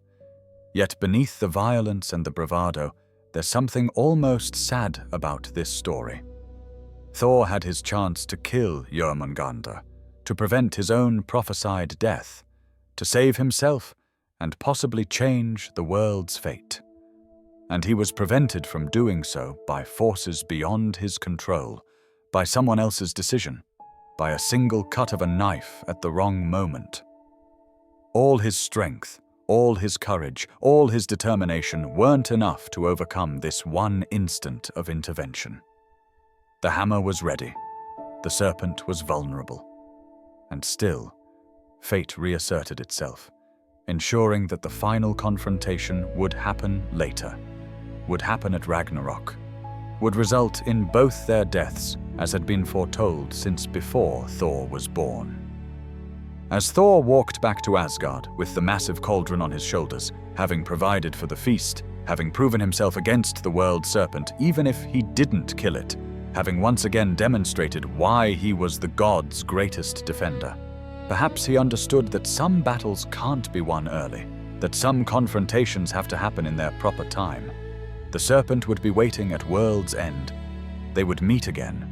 And when they did, when Thor finally drove Mjolnir into Jörmungandr's skull and the serpent's venom finally entered Thor's body and killed him 9 steps later, perhaps he would remember this fishing trip, this moment when he almost changed everything, this glimpse of a different future that fate decided would never come to pass. The thunder rolls on. The hammer remains in Thor's hand. And beneath the waves, coiled around the entire world, Jörmungandr waits for the appointment that both beings know is coming, the final duel that will end both their stories and help destroy the cosmos they both have shaped through their existence and their conflict. But that day has not come yet. There are still more battles to fight, still more giants to face, still more threats to overcome. The fishing expedition is over. The feast will be grand. And somewhere in the depths, a serpent dreams of thunder and revenge, and the day when fate will finally be fulfilled. The journey to Utgard, illusion and revelation. Not all of Thor's great confrontations involved direct combat with clear enemies. Some of his most revealing adventures came when he faced challenges that couldn't be overcome through strength alone, when the rules of reality itself seemed to bend, when enemies who appeared weak proved to be something else entirely, and when victory and defeat became impossible to distinguish. This is the nature of the journey to Utgard, where Thor, Loki, and 2 human companions faced what seemed like humiliation only to discover that they had achieved something impossible, that their apparent failures masked achievements that should have terrified everyone who witnessed them. The journey began simply enough. Thor decided to travel to Jotunheim, as he did regularly, probably to check on giant activity, to make sure the Jotnar weren't planning any new attacks on Asgard or Midgard. Loki accompanied him, as he often did, the two making an odd pairing, brute strength paired with cunning mischief, straightforward violence walking beside subtle trickery.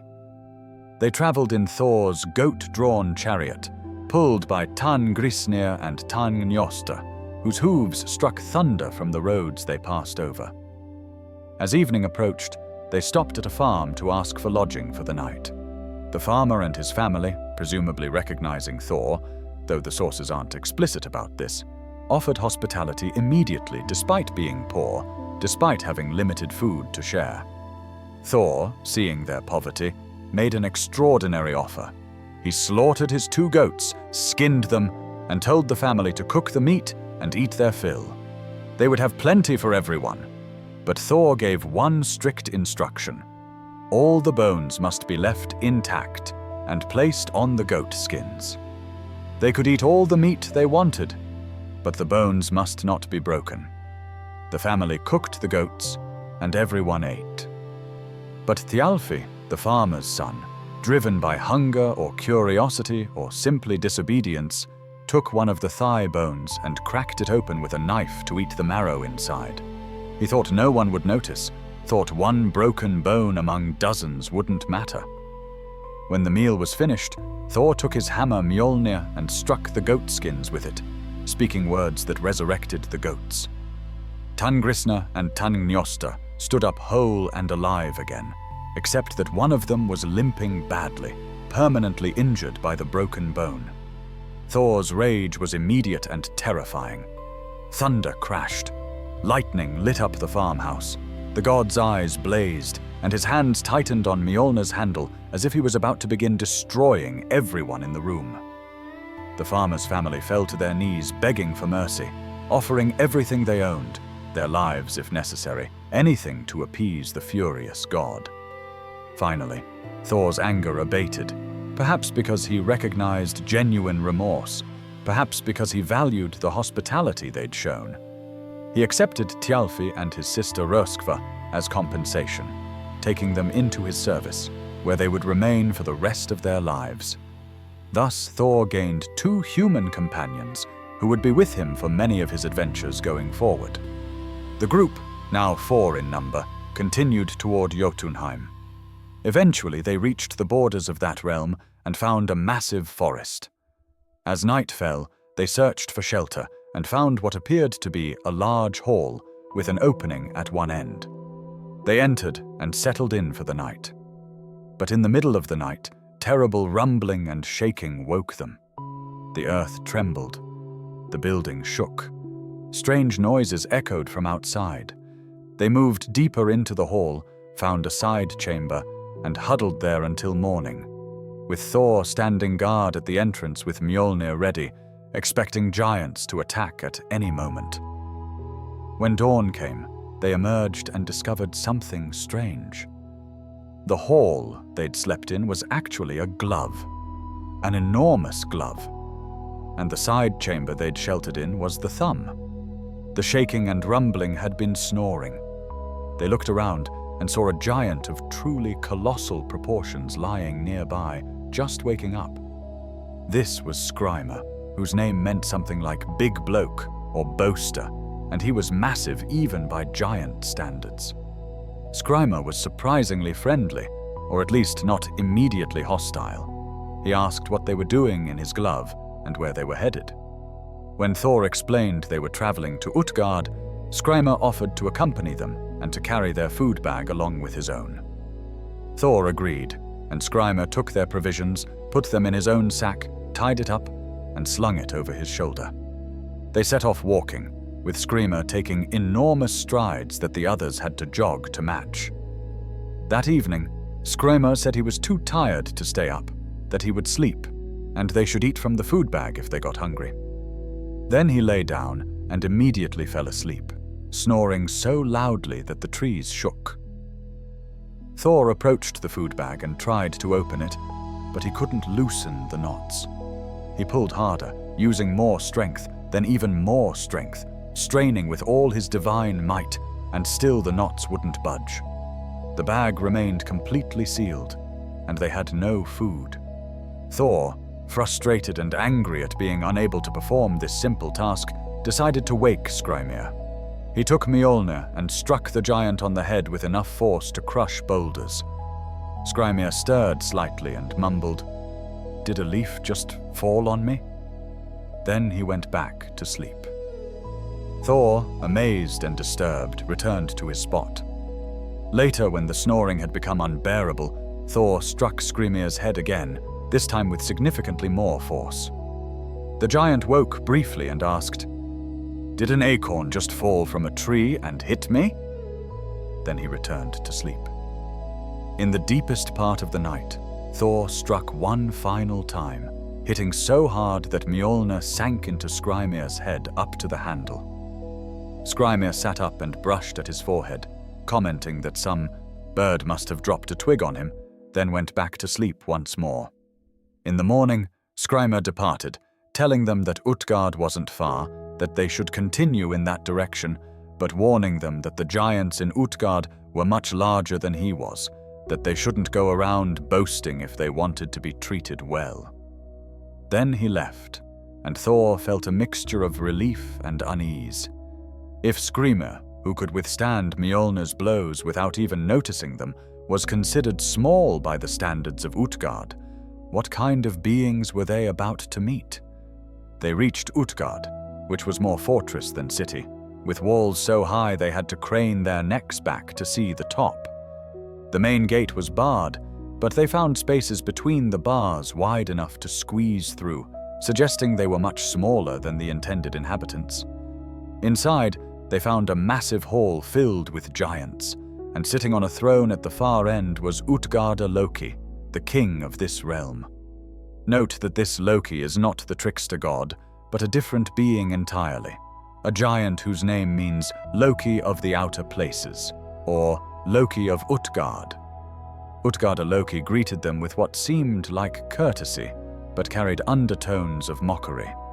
He commented on how small they were, how insignificant they appeared compared to the giants of his court. Then he made an offer. Visitors to Utgard were expected to demonstrate some skill or ability.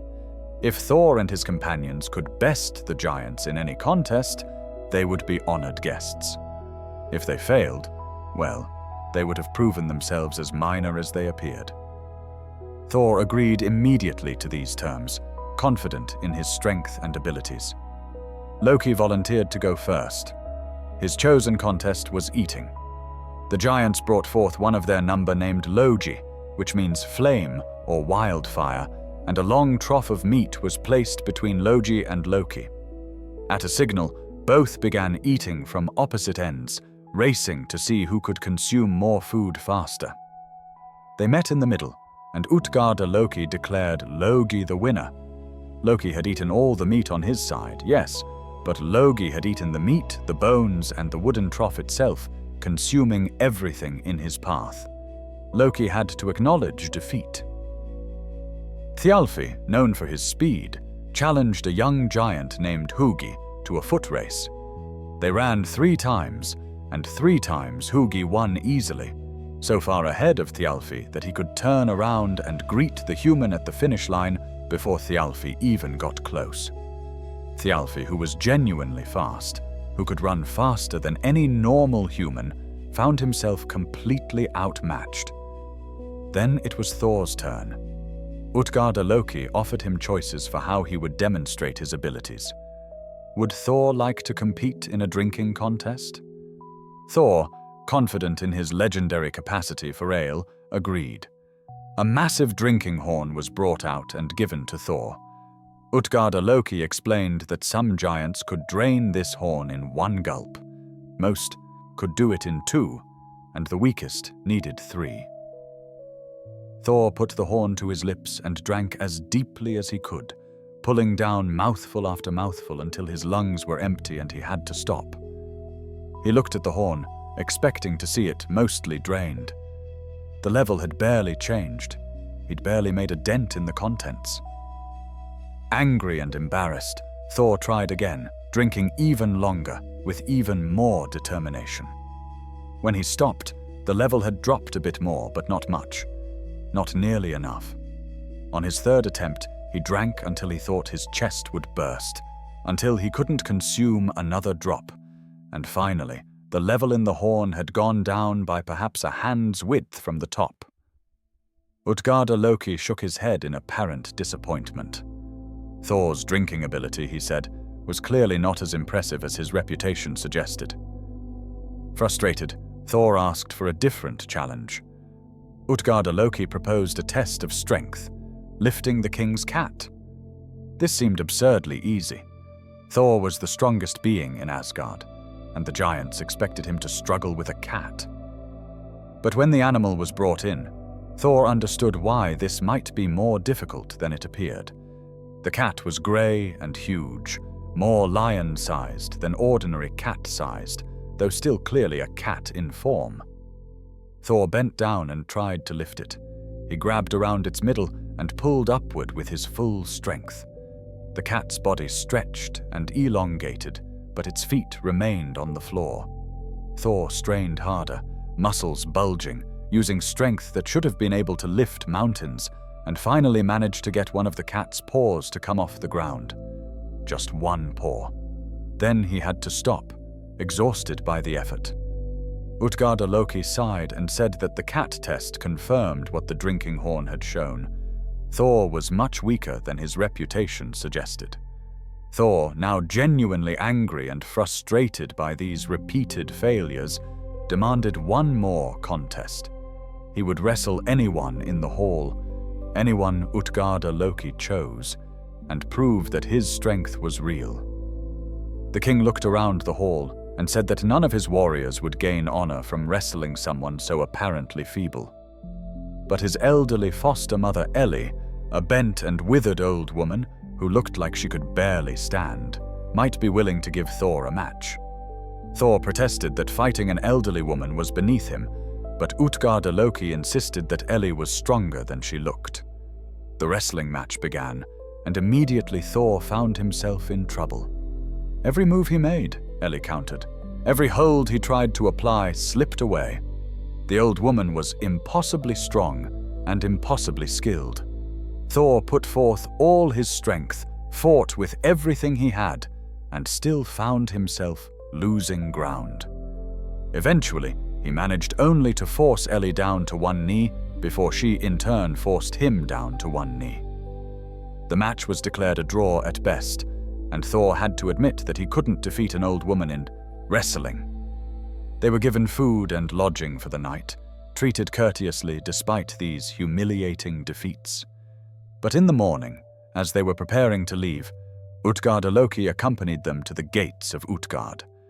Once they were safely outside the fortress, once his domain was no longer at risk from Thor's inevitable anger, the king revealed the truth.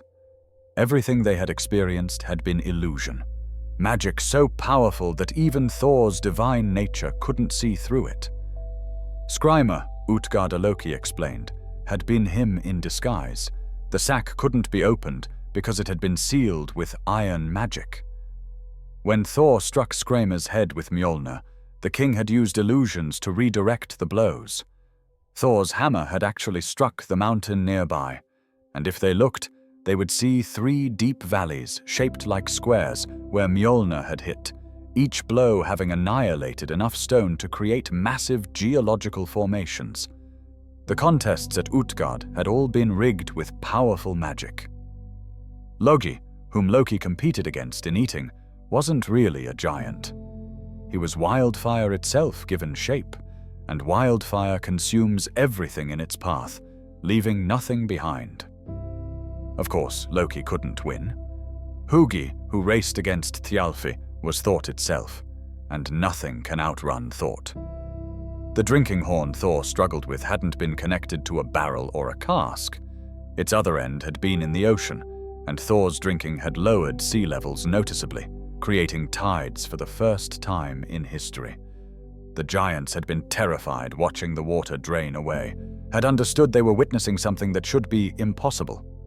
The grey cat Thor tried to lift wasn't a cat at all, but Jörmungandr, the world-serpent, disguised by illusion magic. Thor had nearly lifted the serpent that encircled the entire world, had stretched it so far that its coils lifted toward the sky on the opposite side of the earth. Everyone watching had been terrified that Thor would actually succeed, would lift the Midgard serpent completely off the ground, which would have been catastrophic and world-changing. And Ellie, the old woman Thor wrestled to a draw, was old age itself personified. No one can truly defeat old age. Everyone eventually falls to it. That Thor had forced Ellie to one knee That he had resisted old age, even briefly, was an achievement that terrified Utgarda Loki more than anything else, because it suggested that Thor might be powerful enough to resist even time itself to some degree. Utgarda Loki told them that he would never let them into Utgard again, that he would use every magical defense he possessed to keep them away, because Thor's true strength was so immense that letting him back into the fortress would be far too dangerous. Then, before Thor could respond, before the Thunder God could even lift Mjolnir in anger, Utgarda Loki and the entire fortress of Utgard vanished, disappearing as if they'd never existed at all, leaving Thor and his companions standing in an empty valley with no sign that any giant stronghold had ever been there. This story operates on so many levels, reveals so many truths about Thor and about how the Norse understood strength and illusion and reality. On the surface, it appears to be humiliating for Thor, showing him fail at task after task, unable even to open a food bag or lift a cat. But the revelation reframes everything, shows that Thor's failures were actually achievements beyond what should have been possible, that he came within moments of accidentally destroying the world multiple times through sheer strength. The tale also reveals Thor's blindness to magic and trickery. He couldn't see through the illusions, couldn't recognize that he was being deceived, approached every challenge straightforwardly, without suspecting that reality itself might be manipulated. This is both a weakness and a strength. It's a weakness because clever enemies can exploit this limitation, can deceive Thor with methods he doesn't understand or anticipate. But it's also a strength because Thor's straightforward nature means he never becomes paralyzed by second-guessing, never wastes time trying to outthink opponents when he could be hitting them with Mjolnir instead. The journey to Utgard also demonstrates that the giants recognize Thor as such a profound threat that they don't dare face him openly, don't dare engage in straightforward combat where his advantages would be overwhelming. They have to resort to illusion, to manipulation, to challenges where the rules themselves are lies. And even then, even with all their magic and trickery, Thor still nearly succeeded at every impossible task, still pushed the boundaries of what should be possible, still demonstrated that his strength is so immense that it transcends normal categories of power. Perhaps most interestingly, this story shows us that Thor can be beaten, that he can fail, that he's not invincible in every circumstance. But the only way to beat him is to fundamentally cheat, to alter reality itself, to make the contests impossible through magical manipulation. In any fair test, in any honest confrontation, Thor remains unmatched. The giants know this. They've learned through countless battles and defeats that they cannot overcome Thor through force. So they try other methods, try to embarrass him, to humiliate him, to make him doubt himself. And they succeed in making him feel like he's failed, at least temporarily. But the truth, once revealed, shows that Thor's power is even greater than anyone imagined, that he can almost lift the world-serpent, can almost defeat old age itself, can drink enough to create the tides. As Thor and his companions walked away from the empty valley where Utgard had stood, perhaps Thor understood something new about himself and about the battles he fought. Strength alone wasn't always enough. Enemies who couldn't beat you directly would find indirect methods, would attack your confidence and self-perception as much as your body. But the underlying truth remained. Thor was the mightiest defender the gods possessed, the one being who could stand against impossible odds and nearly succeed even when the universe itself was rigged against him. The thunder rolls on, the hammer remains ready, and somewhere giants are realizing that even their cleverest tricks, even their most powerful magic, can only barely contain Thor's might and cannot truly defeat him.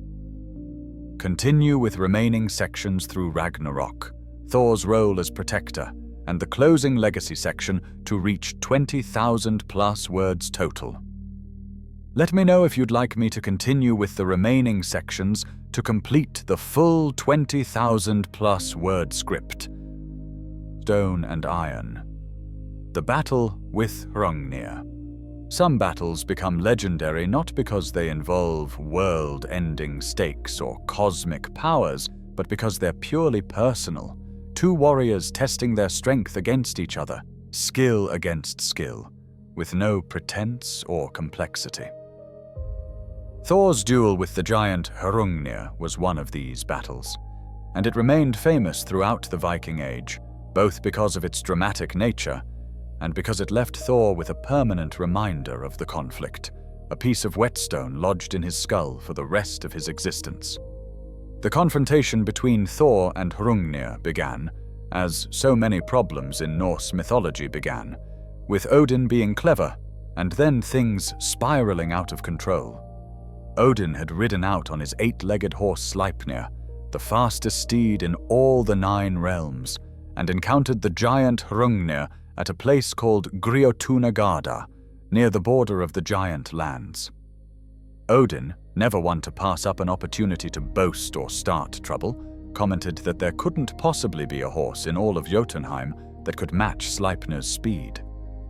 Hrungnir, who owned a horse named Gulfaxi, Golden Mane, took offense at this claim. He challenged Odin to a race, betting his head that Gulfaxi could outrun even Sleipnir. Odin accepted, and the race began. They thundered across mountains and valleys, through streams and forests, Odin leading but Hrungnir close behind. The giant was so focused on catching Odin that he didn't notice they'd crossed into Asgard itself until he found himself inside the gates of the gods' stronghold. The race had ended.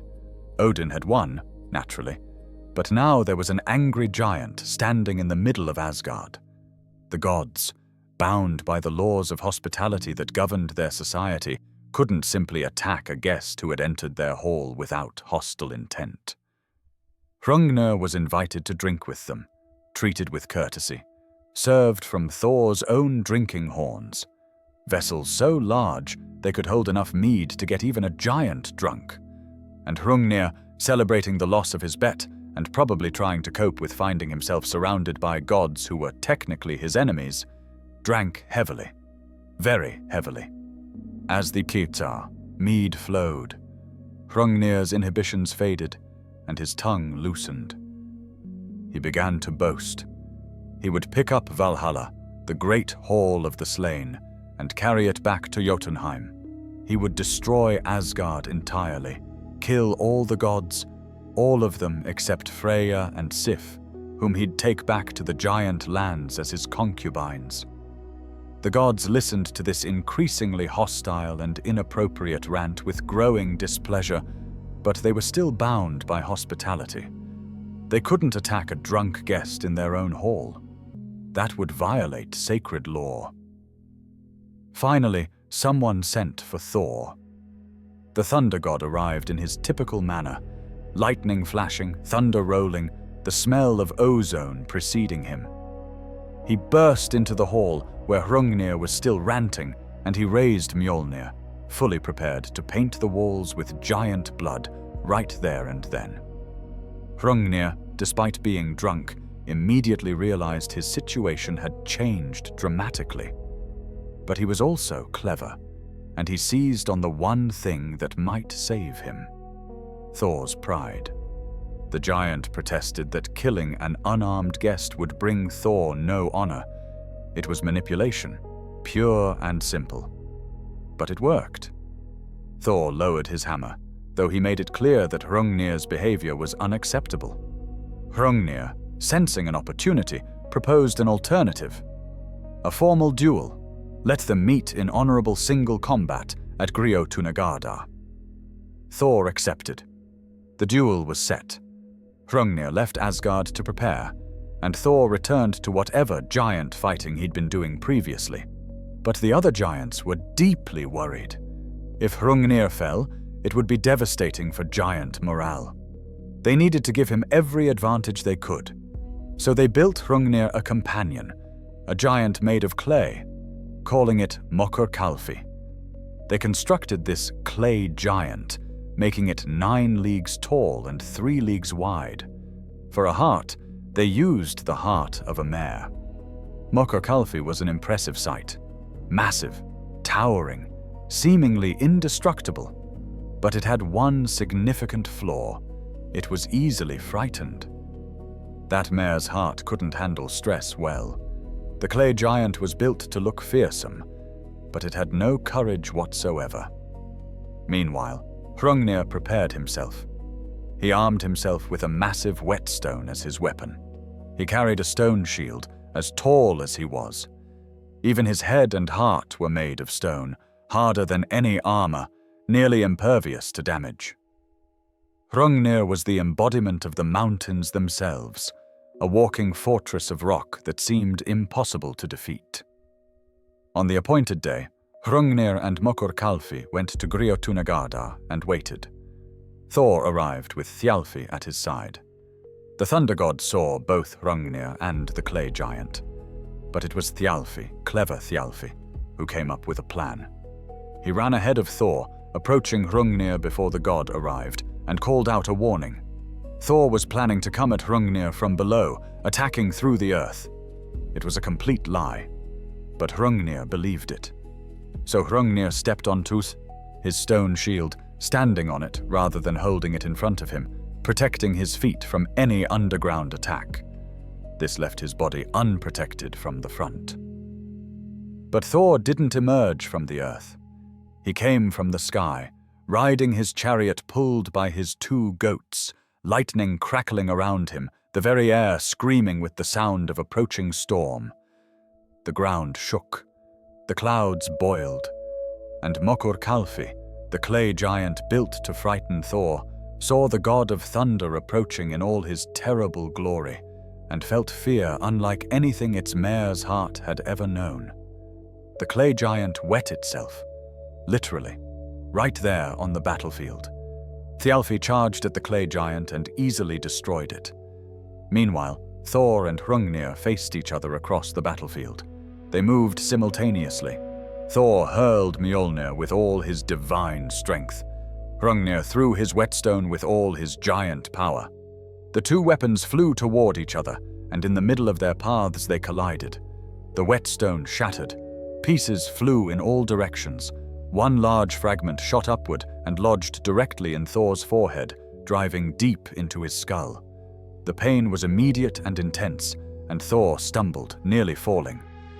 But Mjolnir flew onward, undeterred. The hammer struck Hrungnir directly in the skull, shattering the giant's stone head into fragments. Hrungnir fell dead. But there was a problem. As Hrungnir fell, his massive body toppled forward, and one of his legs landed directly on top of Thor, pinning the god to the ground. Thor tried to push it off, but he couldn't.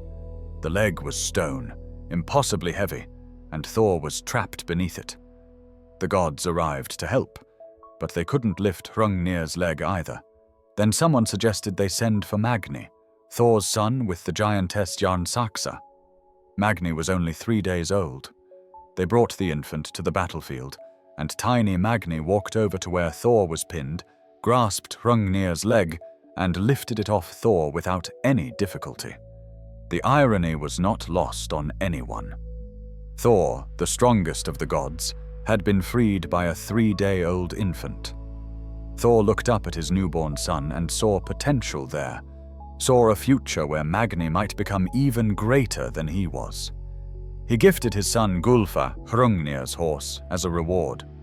But there was still the matter of the whetstone lodged in Thor's forehead. They called for a Völva named Groa, who began chanting spells to loosen it. The magic was working. Thor was so pleased that he wanted to repay Groa immediately. So he told her good news. He'd recently helped her husband Orvandil, who had gotten his toe frozen off. Thor had broken off the frozen toe and thrown it up into the sky, where it became a star. Wasn't that wonderful? Groa was so overwhelmed with emotion that she forgot the rest of her spell. The whetstone stopped moving. It remained lodged in Thor's forehead, unable to be removed, a permanent reminder of his battle with Hrungnir. There it stayed for the rest of Thor's existence. The myths tell us that from that day forward, it was considered bad luck to throw whetstones around carelessly, because doing so caused the stone in Thor's head to move and caused the god pain. This duel showed that even Thor's victories came with costs. He won, yes, but he was wounded, trapped, humiliated by needing rescue from a newborn, and left with a permanent reminder literally embedded in his face. Victory was possible, but never clean, never without sacrifice, never quite as glorious as the stories might make it sound. The forging of Mjolnir. Every great weapon has an origin story, and Mjolnir's beginning is characteristically tied to Loki's inability to leave well enough alone. It began with Loki doing something he shouldn't have. The trickster god, for reasons that seem to boil down to finding it amusing, sneaked into the bedroom of Thor's wife Sif while she slept and cut off all her beautiful golden hair. Thor's reaction when he learned what Loki had done was volcanic. He grabbed the trickster by the throat and began squeezing, threatening to break every bone in Loki's body. Loki, choking and desperate, managed to convince Thor to let him explain.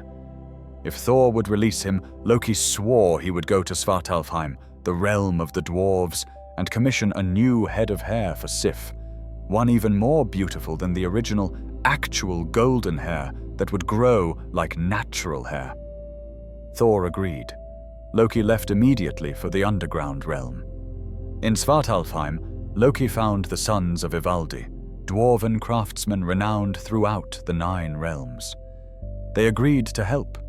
They forged golden hair for Sif that would grow and flow like natural hair once attached to her scalp. But the sons of Ivaldi decided to create additional marvels to demonstrate their skill. They crafted Skidbladnir, a ship that could be folded up to fit in a pocket when not in use, yet would always have favorable winds, and they forged Gungnir, a spear that would never miss its target once thrown. Loki, seeing these magnificent works, had an idea. Why should the sons of Ivaldi have a monopoly on glory? What if he could get even more magnificent treasures created? He went to 2 other dwarven brothers, Brokkr and Sindri, sometimes called Eitri, and he made them a wager. Loki claimed that the sons of Ivaldi were the finest craftsmen in existence, that their treasures could never be surpassed.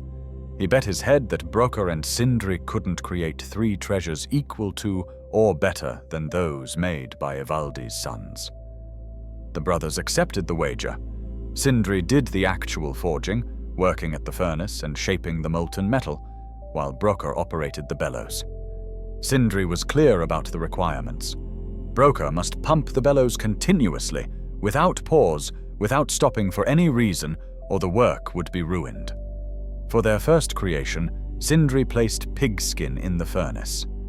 As Brokkr pumped the bellows, Loki transformed himself into a fly and bit Brokkr on the hand, trying to disrupt his work. But Brokkr held firm, and when Sindri pulled the completed work from the forge, it was Gullinbursti, a living boar with golden bristles that shone with inner light, capable of running through air and water faster than any horse. For their second creation, Sindri placed gold in the furnace. Again, Loki transformed into a fly, this time biting Brokkr on the neck. But Brokkr held firm, and Sindri produced Draupnir, a golden arm ring that had the magical property of producing 8 perfect copies of itself every 9th night. For their third creation, Sindri placed iron in the furnace. This, he told Brokkr, was the most important work. If anything went wrong, all their labor would be in vain. Loki, desperate now, transformed into a fly one last time and bit Brokkr on the eyelid. Blood ran into Brokkr's eye, blinding him. For just a moment, just 1 second, Brokkr moved his hand from the bellows to wipe the blood from his eye. That single moment was enough. When Sindri pulled the completed item from the forge, he held a magnificent war hammer. Its head was massive, perfectly balanced, etched with powerful runes. When thrown, It would never miss its target and would return to the wielder's hand. It could crush mountains with a single blow. The hammer was named Mjolnir, lightning, and its power was undeniable. But the handle was too short. Because of that one moment when Brokkr had stopped pumping, the handle hadn't been properly tempered and had come out shorter than intended. Sindri lamented this imperfection. But Brokkr assured him that even with the short handle, Mjolnir was extraordinary. They gathered their 3 treasures and headed to Asgard to claim their prize from Loki and present their works. Loki, who had traveled faster, arrived first. He gave Sif her golden hair. He presented Gungnir to Odin, and he gave Skidbladnir to Freyja. 3 marvelous gifts, and the gods were pleased. But then Brokkr and Sindri arrived. Brokkr gave Odin the arm ring Draupnir. He gave Freyja the golden boar Gullin Bursti. And finally, he gave Thor the hammer Mjolnir. The moment Thor closed his hand around Mjolnir's handle, he knew this was something special. The hammer felt right. The weapon was everything Thor needed. Devastating in power, impossible to lose, capable of returning to his hand, perfectly suited for fighting the giants and monsters that threatened Asgard. The gods convened to judge which set of treasures was superior, and the decision was unanimous. While all 6 treasures were magnificent, Mjolnir was the most valuable, the most important, the most necessary for the gods' survival. Brokkr and Sindri had won the bet, which meant that Loki, who had wagered his head, now owed it to the dwarven brothers. But Loki, clever as always, found a loophole. Yes, he had bet his head, but he had only bet his head, not his neck. They could take his head if they wanted, but they couldn't damage his neck in the process, because that hadn't been part of the wager. And how exactly were they planning to separate his head from his neck without cutting through the neck? The gods had to admit he had a point. But the dwarves weren't going to let him escape entirely unpunished. Since they couldn't take his head, they'd take something else: his ability to speak. They sewed Loki's lips shut with a leather thong, ensuring that the god of trickery couldn't use his words to cause mischief for at least a little while. Loki eventually broke the stitches and regained his voice. But the point had been made, and Thor had his hammer, a weapon that would become inseparable from the thunder god's identity and essential to the god's continued survival. Ragnarok, the final battle. The Norse gods knew their fate. The prophecy of Ragnarok laid out the end of the world in terrible detail, and the gods had to live with this knowledge, but they faced their destiny with courage. The signs would come first. 3 years of Fimbulwinter, endless cold without summer. The wolves Skjöll and Hati would devour the sun and moon, plunging the world into darkness. Then Jörmungandr would release its tail. The world-serpent would thrash toward land, spraying poison, creating toxic clouds that would spread across the world. Fenrir would break free from his chains. From Muspelheim would come Surtur and the fire giants. From Hel would come an army of the dead, led by Loki. The forces of chaos would converge on Vigrid, the battlefield large enough to contain them all. The gods would hear Heimdall blow the Gjallarhorn. Odin would gather the Einherjar, all the warriors from Valhalla. Thor would grab Mjolnir. They would march to war knowing they would die, but marching anyway. Odin would face Fenrir and be devoured. His son Vidar would avenge him, tearing the wolf apart. Freyja would fall to Surtur. Tyr and Garma would kill each other. Loki and Heimdall would destroy each other. And Thor would face Jörmungandr one final time. The serpent would rise from the poisoned ocean, vast beyond comprehension. Thor would charge through toxic clouds, hammer raised. The battle would shake the world. Mjolnir would strike again and again, each blow leaving craters in the serpent's body. The serpent would bite Thor, pumping venom into his body. At the same time, Thor would bring Mjolnir down one final time, shattering the serpent's skull. Jörmungandr would fall dead. But the venom was already working. Thor would stagger backward, away from the serpent's corpse. 1 step, his vision would blur. 2 steps, the poison would spread. 3 steps, he would stumble. 4 steps, his heart would pound, trying to fight. 5 steps, his breathing would become labored. 6 steps, he would know he was dying. 7 steps, he would think of his family. 8 steps, he would feel Mjolnir slipping from his hand. 9 steps, Thor would collapse. The thunder would stop. The lightning would fade. Thor would die there, 9 paces from his greatest enemy, victorious and defeated simultaneously. His sons, Magni and Modi, would survive Ragnarok. They would find their father's body, would find Mjolnir lying beside him.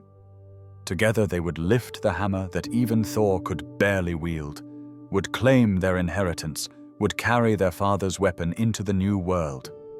The battle would continue after Thor's fall. Surtur would set the world on fire. The earth would sink into the sea. The age of the gods would end in fire and flood. But the prophecy spoke of what would come after. A new world would emerge. The earth would rise again from the water, green and fertile. A new sun would shine. Survivors would emerge. Vidar and Vali. Magni and Modi, carrying Mjolnir. Baldur and Hörder returned from the dead. They would gather where Asgard had stood. 2 humans would also survive. Lif and Lifthrasir, who had hidden themselves during the destruction. From these 2, humanity would be reborn. But Thor wouldn't see any of this. His story ended with those 9 steps. He had killed Jörmungandr. He had fulfilled his duty one last time, and he had paid the price that guardianship demands. Legacy, the thunder god's eternal echo. Thor died at Ragnarok, but in another sense, Thor's story has never ended.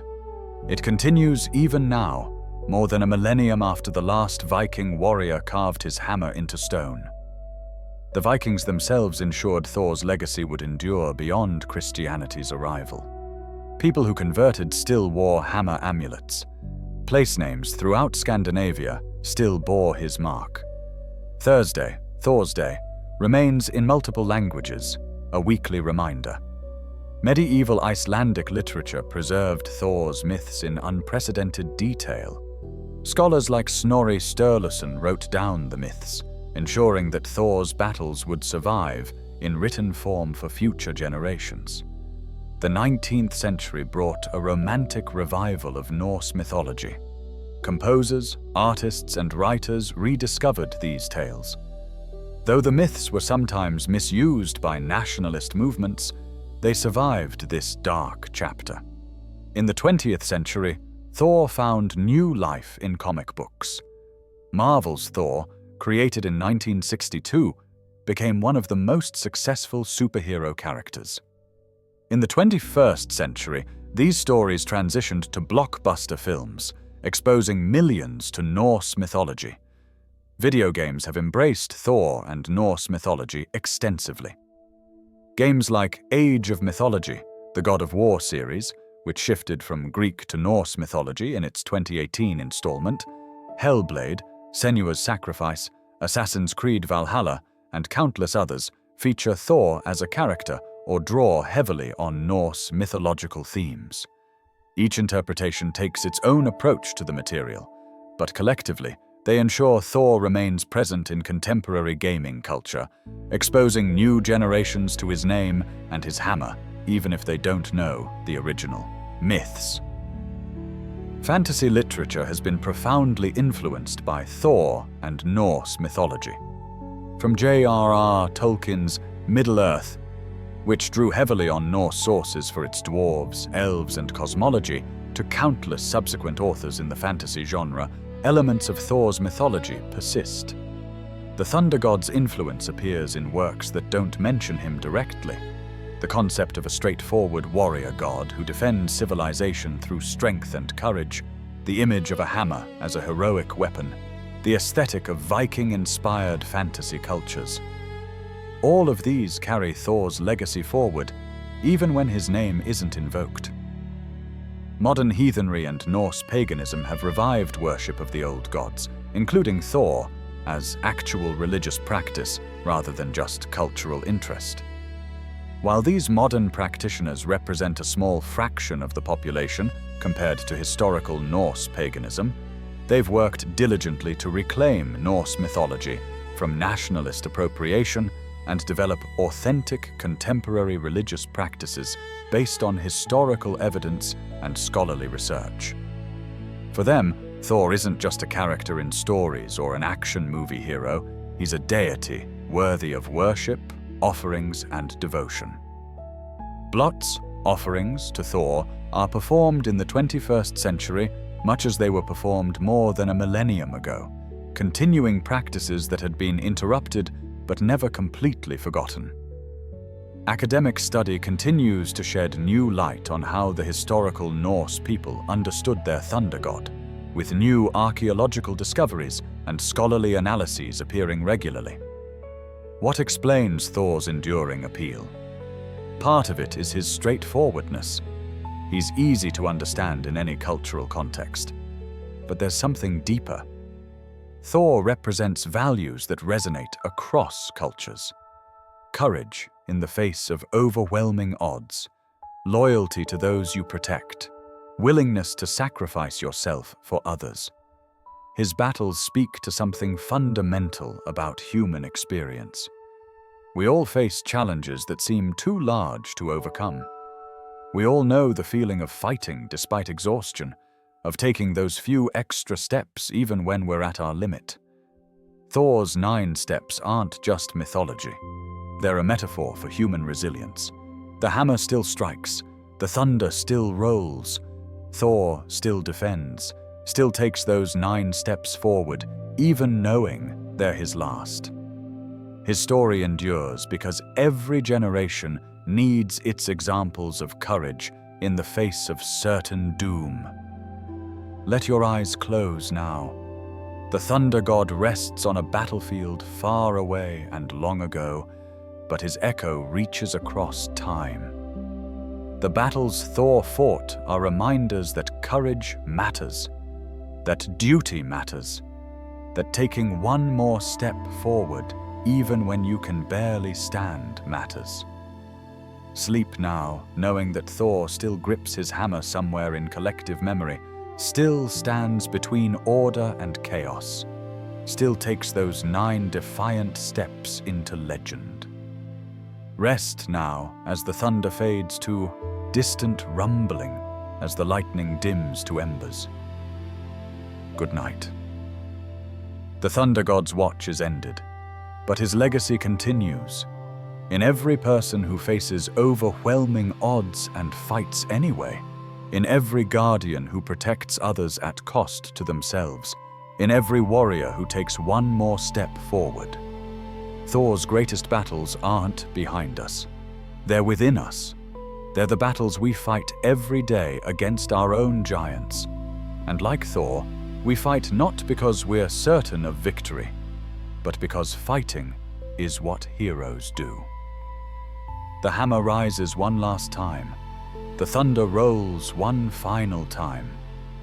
And Thor takes those 9 steps that echo across eternity, proving that courage isn't about survival.